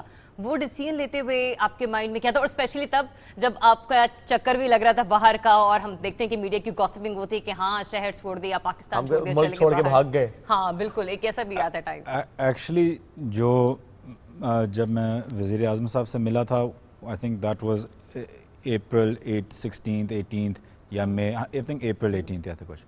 میں نے ایکچولی ریزائن اس سے بہت پہلے کر دیا تھا, کسی کو پتہ نہیں تھا, میں نے وزیر اعظم صاحب کو بھیج دیا تھا واٹس ایپ کہ لکھ کے میں نے اپنا استعفیٰ دے دیا تھا. اور جب بھی کوئی کنٹروورسی آتی, کیونکہ ہمیشہ کبھی روزویلٹ پہ یا کبھی کسی اور چیز پہ, کبھی پتہ نہیں کیا, تو جب بھی آتی ہے میں کہہ دیتا ہوں کہ جی I am willing to resign, جب آپ حکم کریں جب بھی. تو کیونکہ بندے کو اپنے پرائم منسٹر کے لیے آسانی پیدا کرنی چاہیے, مشکلات نہیں. تو اٹ ڈزنٹ میٹر کہ آپ کس عہدے پہ ہیں, اچھا کام کر رہے ہیں نہیں کر رہے, عہدے پر ہیں نہیں, ڈزنٹ میٹر. لیکن اگر پرائم منسٹر کو مشکلات آ رہی ہو تو اس وقت, تو میں نے تو پہلے ہی کر دیا تھا, لیکن جب میرا نام پھر انڈائریکٹلی لیا گیا تھا, جو پہلی 33 پیج رپورٹ جو پنڈی کمشنر صاحب نے لکھی تھی, اس میں کیونکہ انڈائریکٹلی مجھے افیلیٹ کیا گیا تھا ایک فیملی ممبر کے ساتھ, تو پھر میں نے اپنا استعفیٰ سے 2 ہفتے پہلے دیا ہوا تھا, لیکن میں نے بولا کہ اب ایکسیپٹ ہونا چاہیے کیونکہ اب تو اس نے میرا نام لے لیا ہے, تو اب وہی پھر آپ کی پرانی کلپس چلیں گی کہ استعفیٰ دے دینا چاہیے اگر نام آیا ہو. تو اس سے پہلے کہ میڈیا چڑھ جائے میں میڈیا کو ہائی جیک کر لوں, ہے نا. وہ 9 to 10 کے جو شوز ہوتے ہیں اس پہ اس سے پہلے ہر بندہ اپنی تھیری دے دیں. اچھا, ابھی بھی ہم آپ کو دیکھ رہے ہیں, آپ بہت پولائٹلی بولتے ہیں, وہ مطلب ٹاکٹیو ہیں, لیکن اس والے ساؤنڈ نہیں کرتے جو ٹاک شو والی ساؤنڈ ہوتی ہے. اگر کبھی ٹاک شو میں جانا ہو تو آپ کو لگتا ہے کہ آپ کا مزاج ایسا ہے کہ میں لڑ پڑوں گا, مطلب یہ نہیں کہ اس طرح کا کوئی کاؤنٹر اٹیک ہو رہا ہوگا تو میں, یا پھر نارمل, یا اوائڈ کرتے ہیں most of the time talk shows? دیکھیں, جو میں سارے شوز کرتا ہوں میں سولو شوز کرتا ہوں. ٹاک شوز جو ہوتا ہے میں مائنڈ نہیں کرتا, مطلب لندن میں بھی جب میں ہوتا تھا تو میں ڈبیٹس بہت کرتا تھا, لیکن وہ ڈبیٹ نہیں ہوتی, وہ ایک قسم کی ایک اکھاڑا صحیح کیٹ فائٹ ہوتی. تو مطلب میں بیٹھ نہیں سکوں گا, کوئی بدتمیزی کرے آگے سے تو وہ اپنی عزت اپنے ہاتھ میں, بندہ کیا آگے سے بولے کہ نہیں اچھا نہیں میں بدتمیزی سہ لیتا ہوں, لیکن یہ تو میرا تھوڑا سا شارٹ ٹیمپر بھی ہے, تو اس لیے پھر میں اوائڈ ہی کرتا ہوں. اچھا, آپ نے تھوڑی دیر پہلے بولا کہ نا روز ویلڈ کا معاملہ ہو, پی آئی اے کا معاملہ ہو, کچھ بھی ہو نا, تو کنٹروورسی میں آپ اکثر جڑے رہتے ہیں. یہ امپیکٹ کیوں جاتا ہے ایسا؟ مجھے نہیں پتا کہ جو بھی چیز ہوتی ہے سم ہاؤ میرے اوپر آ جاتی ہے, چاہے لینا دینا ہو یا نہ ہو. اور پتہ نہیں کیوں میڈیا کو اتنا پسند ہوتا ہے کہ بس کہیں نہ کہیں اس کو لے آؤ. مجھے یاد ہے میں ایک وہ شو دیکھ رہا تھا, تو بات ہو رہی تھی بادشاہ ڈیم کی یا ایسے کچھ, لیکن تصویر میری لگائی ہوئی تھی اور وہ بات کر رہے ہیں بادشاہ ڈیم کے اوپر اور میری سلائڈ چل رہی. تو وہ اس لیے کہ آپ کی تصویر دیکھ کے لوگ کلک کر لیں گے اور ویڈیو پوری سن لیں گے, پتہ نہیں, لیکن وہ ایک وہ کنٹروورشل سیلنگ پوائنٹ ایک بن جاتا ہے. اچھا, عمران خان صاحب سے دوستی کیسے ہوئی؟ میں پرائم منسٹر صاحب سے کچھ 12 سال یا 13 سال پہلے ملا صحیح طریقے سے. میری فیملی نے, والد نے, تایا نے, کزن نے, میں نے پی ٹی آئی کچھ 2008 میں جوائن کی. تو جب ان کو ہم نے جوائن کیا تو پھر اس کے بعد جب وہ ان کا آئی تھنک اس کے بعد جو ٹرپ لگا تھا لنڈن, تو وہاں ہماری ملاقات, وہاں پہلی ملاقات ہوئی تھی. پہلی ملاقات تھوڑا سا پہلی نہیں, لیکن جو مطلب دوستی میں کب بدلا؟ آئی تھنک پہلے کھانے کے بعد وہ سملیرٹیز کافی تھیں, تو اس کے بعد پھر ان نے مجھے تھوڑا بہت انگیج کیا, تو پھر ایز جتنے سال پڑھتے گئے تو پھر اتنی انگیجمنٹ زیادہ ہوتی گئی. دوستی میں تحفے ہوتے ہیں, عمران خان صاحب کو کبھی کوئی تحفہ دیا ہے؟ میں کبھی کبھار ان کو یہ سپورٹس وٹامنز وغیرہ یہ دے دیتا ہوں. انہوں نے کبھی آپ کو تحفہ دیا ہے؟ ان نے مجھے ایکچولی ایک چارکول دیے ہیں جی, تو ان نے اور فرسٹ لیڈی نے, تو وہ میں پہنتا ہوں. وہ ہم دیکھ نہیں سکتے نا. अच्छा, दूसरा ये मालूम हुआ कि आपको पेट रखने में, डॉग रखने में बड़ा शौक है, तो ऐसा कौन सा कुत्ता है जो आपने रखा हुआ है? नहीं, इतना भी नहीं, मुझे शौक तो अभी अभी आया है। अच्छा। मैंने अभी रिसेंटली एक लैब्राडोर लिया है, तो काफ़ी क्यूट है, लेकिन उससे पहले तो कुछ 10-15 साल से कोई कुत्ता नहीं रखा। उससे पहले नहीं रखा आपने? ऐसा होता है जुल्फ़िकार भाई, ऐसा कभी होता है? कभी गए हों, किसी खातून ने आके तस्वीर आपके साथ ली और कोई ऐसा कमेंट किया आपको कि आप शर्मा गए हों? नहीं, ऐसा कुछ नहीं है। ये आप ऑनर हमें बताना नहीं चाह रहे, कि सस्पेंस रखा हुआ? नहीं, ऐसा कभी हुआ नहीं है, सब जुल्फी भाई करके बस। अच्छा, टॉप बिजनेसमैन में एक इंटरनेशनल मैगजीन था जहां पर आपके बारे में जिक्र किया गया कि आप मोस्ट हैंडसम पर्सनालिटीज में काउंट करते हैं, तो वो अपनी पिक्चर देखने के बाद क्या फील क्या आई थी आपको? मतलब होता है कि ओके फाइन, ओके नाइस, या ये सोचा कि पिक्चर और लगानी चाहिए थी, और भी ज़्यादा अच्छी वाली थी? अब ज़ाहिरी बात है, बंदा एक फ्लैटर होता है, अल्लाह का शुक्र है, लेकिन इसमें ये मैगजीन्स आती हैं जाती हैं, फ्लेवर्स लोगों के चेंज होते हैं, कभी कोई आपको पसंद करता है, कभी ना पसंद करता है, तो इट्स इररेलेवेंट रियली। इररेलेवेंट मतलब नॉट रियली? हम कोई फ़र्क नहीं पड़ता ना, क्योंकि अगले महीने कोई और होगा, उसके महीने कोई और होगा, उसके बाद कोई वेरी और डाउन टू होगा, अर्थ। अच्छा, कोई वैसे ऑफर ड्रामे की, फिल्म की, किसी ऐसे प्रोजेक्ट की भी हुई है आपको? गो कि वो खुद ज़ेब प्रोडक्शन का हिस्सा है।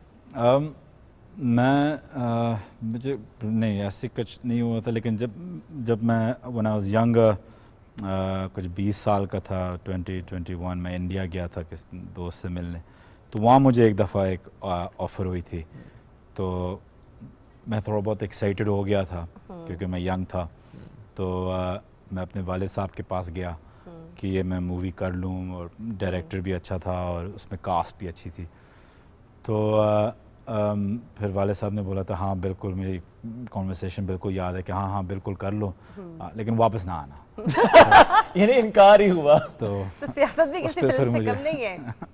हाँ, सियासत भी किसी फिल्म से कम नहीं, ज़्यादा एक्टिंग करनी पड़ती है, यहाँ पे ज़्यादा एक्टिंग करनी पड़ती है। अच्छा, अगर आपका कोई फेवरेट रोल होता तो कौन सा रोल लेना पसंद करते हैं? कि मतलब मैं चाहता हूँ कि इस कैरेक्टर को मैं कभी करने की, मतलब लाइक जब आप यंग थे तब भी कौन सा ऐसा कैरेक्टर होता? Action movies, romantic movies, comedy movies? मुझे हिस्टोरिकल फिल्म्स पसंद हैं। ओके। तो या एक्शन मूवीज, तो एक्शन मूवीज या कोई हिस्टोरिकल फिगर उस तरीके से, जैसे कि ब्रेव हार्ट, ग्लैडिएटर्स, ये जो मूवीज होती हैं वो मुझे जनरली वो पसंद है। मतलब पाकिस्तानी वाले तो कास्ट करने के बारे में सोच भी नहीं सकते आपको? हाँ, क्योंकि ऐसा प्रोजेक्ट फिलहाल नहीं है, लेकिन अभी ऐसे प्रोजेक्ट्स बनने हैं। अच्छा जुल्फ़िकार साहब, मुझे ये बताएं कि आपने कुछ देर पहले कहा शॉर्ट टेम्पर हैं आप, किन बातों पर गुस्सा आता है? नहीं, आई मीन अब मैं काफ़ी ढीठ हो गया हूँ इन 3 सालों में, तो मेरी स्किन ढीठ करने में किसका अहम रोल रहा? जी, काफ़ी 2-3 एंकर्स का मैं उनका ख़ास तौर पर उनका शुक्रिया अदा करना चाहता हूँ कि उन्होंने मुझे सब्र सिखाया। लेकिन तो वो पॉलिटिक्स में आ जाती है। पहले जब आप अपने लिए सिर्फ काम करते हैं तो आपके पास वो लक्ष्री होती है कि आपको जैसे भी अपना बिहेवियर रखना हो आप रख सकते हैं, क्योंकि आप इन अ वे आंसरेबल नहीं है किसी को।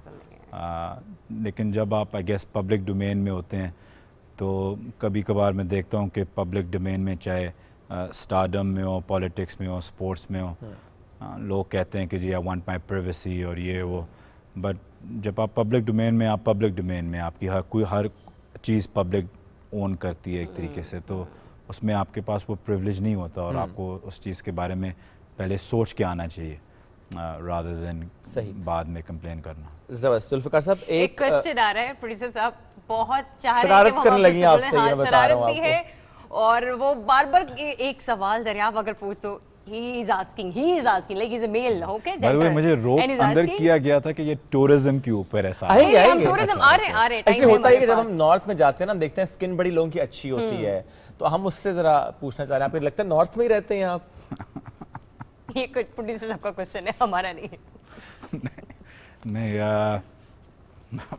कुछ लगाते हैं नेचुरल। एनीवेज, टूरिज्म पर आते हैं। ठीक है। We have seen کہ آپ جب اپنے عہدے پر تھے اس وقت بھی آپ نے ٹورزم کو سپورٹ کرنے میں بہت کام کیا. پورٹیبل واش روم جو کہ پاکستان کا سب سے بڑا مسئلہ تھا ایبٹ آباد کی اسپیشلی اگر ہم بات کریں تو وی وش کہ ہم اس کو خود جا کے کور بھی کریں. ابھی ہم نے ریسنٹلی سوات کا وزٹ کیا اور ہم لوگوں نے وہاں پر گندھارا تہذیب اور بدھ مت تہذیب وہاں پر جا کے بھی جو ایکزیبیشن سائٹ تھی, بلکہ میں چاہوں گا تھوڑا سا اس کے مناظر دکھائیے گا بھی یہاں پر دکھائیے جو ہم لوگوں نے کور کیا ہے. 20% کام بخیر صاحب وہاں پر کمپلیٹ ہو چکا ہے, باقی ابا صاحب چینا کی ہم یہ بات کر رہے ہیں. ہاں یہ ابا صاحب چینا کا مقام ہے اور پاکستان کے پہلے ہی فیمیل اور میل جرنلسٹ ہیں میں اور شعیب جنہوں نے جا کر اس بلند چوٹی کو کور کیا ہے. اسٹوپاز ہم نے کور کیے ہیں. یہ بتائیے کہ آپ کے دور میں کیا کچھ کام رہا اور ہم امید کرتے ہیں کہ جب بھی آپ جلدی عہدہ سنبھالیں تو اس وقت ہم لوگ کیا فیوچر پلاننگ میں دیکھ رہے ہیں؟ دیکھیں کے پی میں خاص طور پہ پریویسلی جو پی ٹی آئی کی پہلی گورنمنٹ تھی اس میں اعظم خان صاحب, طارق صاحب, ڈاکٹر سمد جو آرکیولوجی کے ہیڈ ہیں, انہوں نے بڑی محنت کی ہے. اس دور میں بھی آئی تھنک ان نے ڈاکٹر سمد صاحب نے ان کے ساتھ میرا ہمیشہ لیزون رہتا ہے, بڑے لرنڈ ہیں اور بڑا ان کا پیشن ہے. انہوں نے یہ کافی سائٹس ریسٹور کیے ہیں یونیسکو کے ساتھ مل کے, ورلڈ بینک کے ساتھ بھی, میوزیمز بھی, ابھی پشاور میوزیم بھی ہو رہا ہے, آپ نے دیکھا ہوگا. اس سائٹ پہ خود 3 بار وزٹ کر چکے ہیں آپ. جی تو آپ جو سائٹس دیکھتے ہیں بدھسٹ کی, ہمارا ایم یہی ہے کہ جب تک میں تھا عہدے پہ وہ یہی ہے کہ جو ہمارا گندھارا ٹریل ہے تو اس ٹریل جو اگر آپ سوات سے بھی شروع کریں, آپ پنجاب میں آ جائیں, ٹیکسلا سے آپ پھر چلے جائیں جی بی کشمیر, تو یہ سارا آپ کا برا ٹریل ایک بنتا ہے اور یہ بعد میں جا کے ایک اکنامک کوریڈور بن جاتے ہیں کیونکہ دنیا میں بدھسٹ ہر جگہ پھیلے ہوئے ہیں, چائنا سے لے کے شری لنکا, جاپان, تائیوان, لیکن امریکہ میں سب سے زیادہ ہیں جس لوگوں کو پتہ نہیں ہوتا. اور ایک زمانے میں تو ایک بڑی ہپ چیز ہوتی تھی کہ میں بدھسٹ بن گیا ہوں, تو کوئی نہ کوئی ایکٹر کہیں نہ کہیں بدھسٹ ہی بن جاتا. تو وہ امریکہ میں بہت بڑی فالوئنگ بھی ہے, تو اس میں ہم چاہ رہے تھے کہ یہ بوڈھا ٹریل بنے, گندھارا ٹریل بنے, سٹوپز کو ریسٹور کیا جائے.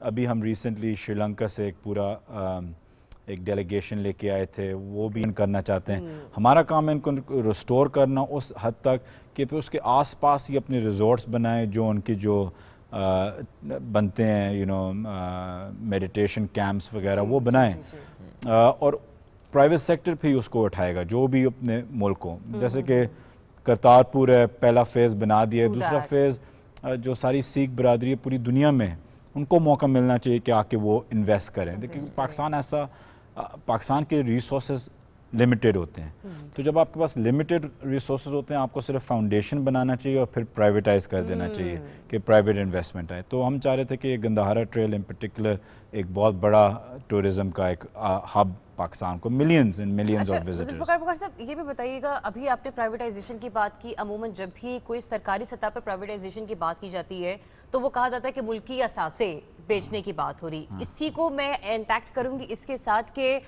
جب آپ بات کرتے ہیں, یہ ہم لوگوں نے گندھارا تہذیب کے حوالے سے بھی بات کری, ٹورزم پر پہلے کسی بھی گورنمنٹ نے کام نہیں کیا. پی ٹی آئی گورنمنٹ کا وہ ایسا کون سا ویژن تھا کہ جس میں آپ نے بھی ٹورزم کو اتنا پروموٹ کیا؟ دیکھیں ویژن تو پی ایم صاحب کا تھا, پرائم منسٹر صاحب میں سمجھتا ہوں پاکستان کے سب سے بڑے ٹورسٹ ہیں, ہر جگہ گھومے ہیں پھرے ہیں. میں خوش نصیب ہوں ایک لحاظ سے کہ جب میں لندن ہوتا تھا تو جب ان کو زیادہ ٹریکنگ کرنی ہوتی تھی تو وہ کہتے تھے کہ میں ایک ہفتے کے لیے آیا تھا, پھر ہم نے پورا کوہستان وغیرہ وہاں ٹریکنگ, جب لال گاہ آبشار بھی گئے تھے جی وہاں بھی, ان کی وجہ سے پھر میں کہتا ہوں پورا پاکستان اس خواہش میں تھا کہ پہنچے دیکھے وہ لال گاہ آبشار, بالکل, اور پالیس اور وغیرہ ہم سب نے ہم نے وزٹ کیا. تو ٹورزم ان کا ایک پیشن تھا, اور ان نے کیونکہ پوری دنیا دیکھی ہے, ان نے دیکھا ہے کہ ٹورزم ایک بہت بڑا اکنامک سیکٹر ہے اور بڑا وائبل سیکٹر ہے, ایک لو ہینگنگ فروٹ ہے. الحمدللہ جب سے ہماری حکومت آئی ہے, آئی تھنک انٹرنیشنلی پاکستان کی ویزیبلٹی, جب آپ انٹرنیشنل کوئی بھی فوربس نکال لیں, ووگ نکال لیں, جو بھی پاکستان کے اوپر کوریج ہوئی ہوئی ہے ایگزوٹک لوکیشن کی, دس از اے گڈ تھنگ. لیکن اس میں جو غلط کام ہوتا ہے کہ اس میں اٹریکشن زیادہ آتی ہے اور پھر ایک ڈس اپوائنٹمنٹ کا بھی ایک ایلیمنٹ آ سکتا ہے اگر آپ کا انفراسٹرکچر ٹھیک نہ ہو. تو ہمارا کام ہے کہ کیونکہ انفارچونیٹلی میں کہتا ہوں ایک ڈیوالو سبجیکٹ ہے, تو صوبوں کو پش کرنا کہ دیکھیں جو بھی نئی اٹریکشنز آ رہی ہیں ٹورزم کی, ان کو ایک टूरिस्ट तो आ जाते हैं लेकिन फिर उनको मेंटेन करना, साफ रखना। अब हमने वर्ल्ड बैंक के साथ जो काइट प्रोग्राम है स्पेशली केपी में, उनमें हमने पोर्टेबल बाथरूम्स, डस्टबिन्स, पंजाब में आप देखते हैं कि ब्राउन साइंस लगे हुए हैं टूरिस्ट अट्रैक्शंस के, हमने उसको एक ऑर्गेनाइज स्ट्रक्चर में हम लेके आने की कोशिश मज़ीद इसको कर रहे हैं कि वहाँ हो। लेकिन मेन चीज़ ये कि टूरिस्ट साइट खोलें लेकिन उसका पूरा इंफ्रास्ट्रक्चर हो, वरना वही कागान नारान वाला हाल होगा, सूरज नहीं होगी, ट्रैफिक जैम्स, जो पानी है सारा गंदा हो जाता है, लिटर आ जाता है, पोल्यूशन, तो हम वो नहीं चाहते। तो इसलिए पीएम साहब को हमने यही प्रेजेंट किया था कि टूरिज़म को एक पाकिस्तान जैसे मुल्क में जोन्स में खोलना चाहिए। तो आप लेट्स से आप 60 किलोमीटर का स्ट्रेच लेते हैं, उसको एक जोन बना लेते हैं, उसके अंदर 2-3 स्टार के होटल डाल दें, एक 5 स्टार का होटल डाल दें, 2 1 स्टार का डाल दें, और फिर उसके बाद इंक्रोचमेंट ना हो। जो भी मास्टर प्लान हो उस जोन का, उस जोन के अंदर टूरिज्म पुलिस डाल दें, वो पूरा टूरिज्म जोन बन जाता है। तो उसमें सारी इकोनॉमिक एक्टिविटी टूरिज्म के बेस्ड होती है और उसमें ना इंक्रोचमेंट होती है, ना ओवर वो एक्सपैंड कर सकते हैं, और उसमें सारे सिस्टम्स इंफ्रास्ट्रक्चर गवर्नमेंट दे देती है। एलिमेंट्स कवर हो जाते हैं। तो जो पोर्टेबल वॉशरूम्स का आइडिया था डेफिनेटली वो बहुत पसंद भी किया गया। अब तक कितनी लागत इस पर आ चुकी है और नेक्स्ट हम फ्यूचर प्लान क्या देख रहे हैं? मतलब इनको डेफिनेटली इनकी तादाद भी बढ़ाई जाएगी क्योंकि टूरिज्म स्पॉट्स बहुत सारे मकामात पे सवार तो एक इलाका। नहीं, ये तो गलियात में किया ना आप लोगों ने, इसके बाद नहीं, हमने 80 या 120 मुझे एग्जैक्ट याद नहीं है, पंजाब में भी किए हैं और जीबी में भी हुए हैं। तो हमने वो जो नेशनल टूरिज्म बोर्ड में हमने सारे सूबों को और AJK को भी, GB को भी बोला हुआ था कि ये उन्हें करने। तो हम कोशिश कर रहे थे कि हर प्रोविंस में अगर आप सबको गिन लें एक 80 हमने बाथरूम्स पोर्टेबल, और उसका भी जो मॉडल था वो भी एक किस्म से प्राइवेटाइजेशन का था कि आप जगह दे दें और कोई प्राइवेट इंसान को बोलें कि ये एग्जैक्टली आपने बनाना है और आपने ये बना के आपने मेंटेन करना है। तो 1 2 3 4 कोई नौकरियां भी लग जाएंगी उसको रोटेशन में साफ करने में, और वो चार्ज भी कर सकते हैं। जैसे कि आप मोटरवे पे देखते हैं, अब मोटरवे पे आप देखते हैं इतने साफ बाथरूम्स बने हुए हैं क्योंकि वो प्राइवेटाइजेशन के मोड पे जाए। मुझे पता है कि लोगों को नफरत है उस प्राइवेटाइजेशन लव से, लेकिन I'll be honest, मैं एक्सट्रीमिस्ट हूँ। मैं समझता हूँ कि प्राइवेट सेक्टर को हर चीज़ में होना चाहिए, गवर्नमेंट का कोई रोल नहीं होना चाहिए किसी चीज़ में सिवाय गवर्नेंस और पॉलिसी मेकिंग में। जहाँ भी गवर्नमेंट इन्वॉल्व होती है उसका सत्यानाश हो जाता है। तो अच्छा, लेकिन जब तक किसी चीज़ को बुखारी साहब आप वो ना करें, उसको प्रोजेक्ट ना करें, उसको मार्केटिंग ना की जाए, तब तक वो चीज़ उस तरह से प्रमोट नहीं होती। तो इस तरह के इवेंट्स को, इस तरह की स्ट्रैटेजी को ऑन बोर्ड लेने के लिए टूरिज्म डिपार्टमेंट की तरफ से, या जब आप भी थे तो कुछ कैंपेन्स जिससे हम कह सकें कि हाँ लोगों का जो उनका फोकस जो है वो हमने वहाँ डाइवर्ट किया है? देखिए, हमने कोशिश की थी कि टूरिज़म को थोड़ा सा और सेंट्रलाइज करें, कि हम नेशनल टूरिज़म बोर्ड के ज़रिए हमने अभी हायरिंग की थी, उस पर हाई कोर्ट पे एक केस हुआ था क्योंकि हमने PDDC के लोगों को गोल्डन हैंडशेक की तरफ हम लेके जाना चाह रहे थे।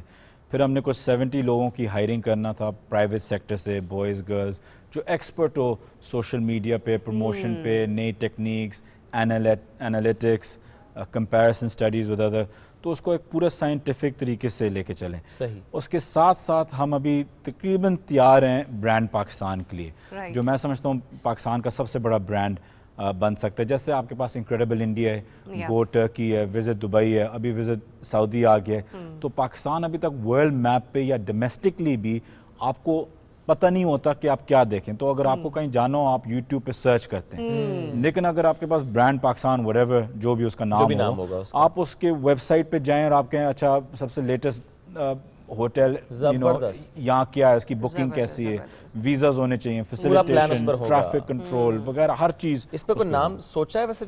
प्राइम मिनिस्टर ने उस पर तय कर लिया। वो क्या नाम है? वो जब लॉन्च होगा आपको ज़रूर कब लॉन्च होगा दावत देंगे। कब लॉन्च हो रहा है? होना था ये सितंबर 23 या 28 की हमने डेट रखी हुई थी, लेकिन दैट वाज बिफोर रिजाइनिंग।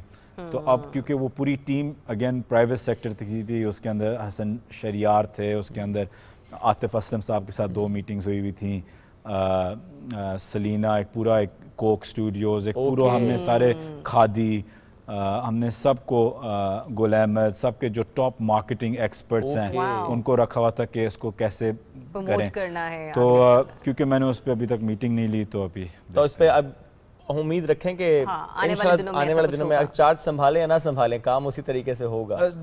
وہ کہتے ہیں the show must go on anyways جو چاہے میں ہوں یا نہ ہوں تو انشاءاللہ برانڈ تو ایک اور چھوٹا سا کوشچن وہ یہ کہ کیونکہ آج کل ولاگرز بہت زیادہ بلاگرز اینڈ ولاگرز کیا گورنمنٹ آف پاکستان اس قسم کے سوشل میڈیا ڈپارٹمنٹ کو بھی آن بورڈ لے گی ٹورزم کو پروموٹ کرنے کے لیے؟ جی بالکل لے گی. ہم بلاگرز ولاگرز کو آن بورڈ لیں گے ہمارے لوکل اور جو انٹرنیشنل سے آتے ہیں لیکن خاص طور پہ جو ہمارے لوکلز جو ہر جگہ جاتے ہیں. زبردست. ایک اور بات کچھ مہینے پہلے آپ گئے تھے گوادر اسٹیڈیم اس کے بعد آپ نے گوادر کا جو ساحل ہے اس میں فخر عالم صاحب کے ساتھ ہم نے آپ کی ویڈیو بھی دیکھی تھی بڑی پیاری ویڈیو تھی. ان سپاٹس کو دیکھ کر آپ کو لگتا ہے کہ وہاں پر بہت زیادہ ضرورت ہے because that spots do have the potential کہ وہاں پر بھی ہوٹلز بھی ہوں اسٹے رومز بھی ہوں تو اس پر بھی کام ہوگا لیکن اگر سچ پوچھیں ابھی تک اس کے لیے ٹائم ہے. میں جب گوادر گیا اسٹیڈیم ہر چیز تو ہم نے تو وہ ایک بنایا ہوا تھا ماحول وہ اچھا تھا لیکن آئی تھنک ابھی تک ٹائم ہے اس قسم کا کہ آپ اس کو جینوئنلی ایک فیملی ریزورٹ اسٹیشن بنا سکیں. تھوڑا سا ڈس اپوائنٹنگ ہے کیونکہ بڑی پروگریس اوور دا ایئرز وہاں رہی لیکن تھوڑا ٹائم لگے گا. اگین ہمیں یہ نہیں سوچنا چاہیے کہ پورا 300 کلومیٹر اسٹریچ کے اوپر ہم کیا کر سکتے ہیں. ہمیں کوئی لگون اس کا ڈھونڈ کے اس لگون کو ایک زون بنا کے کمیونٹی بنا کے وہاں 6-7 ہوٹلز بنا کے اس کو ایک سپاٹس کر دیں. اگر آپ سوچتے ہیں کہ پورے گوادر میں اگر آپ 2 ہوٹلز بنا دیں تو وہ بالکل ویرانہ پھر بھی رہے گا کوئی نہیں جائے گا. لیکن اگر آپ ایک جگہ کو لے کے کارڈن آف کر کے اس کو آباد کر دیں تو پھر آپ کہیں گے چلو یار وہاں 2-3 دن پورا ہم گزار پلس اس سے لوکلز کو بھی بہت زیادہ فائدہ ہوگا. زبردست. سید ذوالفقار بخاری صاحب بہت شکریہ آپ نے وقت دیا ہمارے لیے وقت نکالا آپ نے. Thank you once again sir. Thank you. چلیے ناظرین وقت ہو گیا ختم. آپ سے ملاقات کریں گے کل دوبارہ. بہت سا خیال رکھیے. Enjoy your day. اللہ حافظ.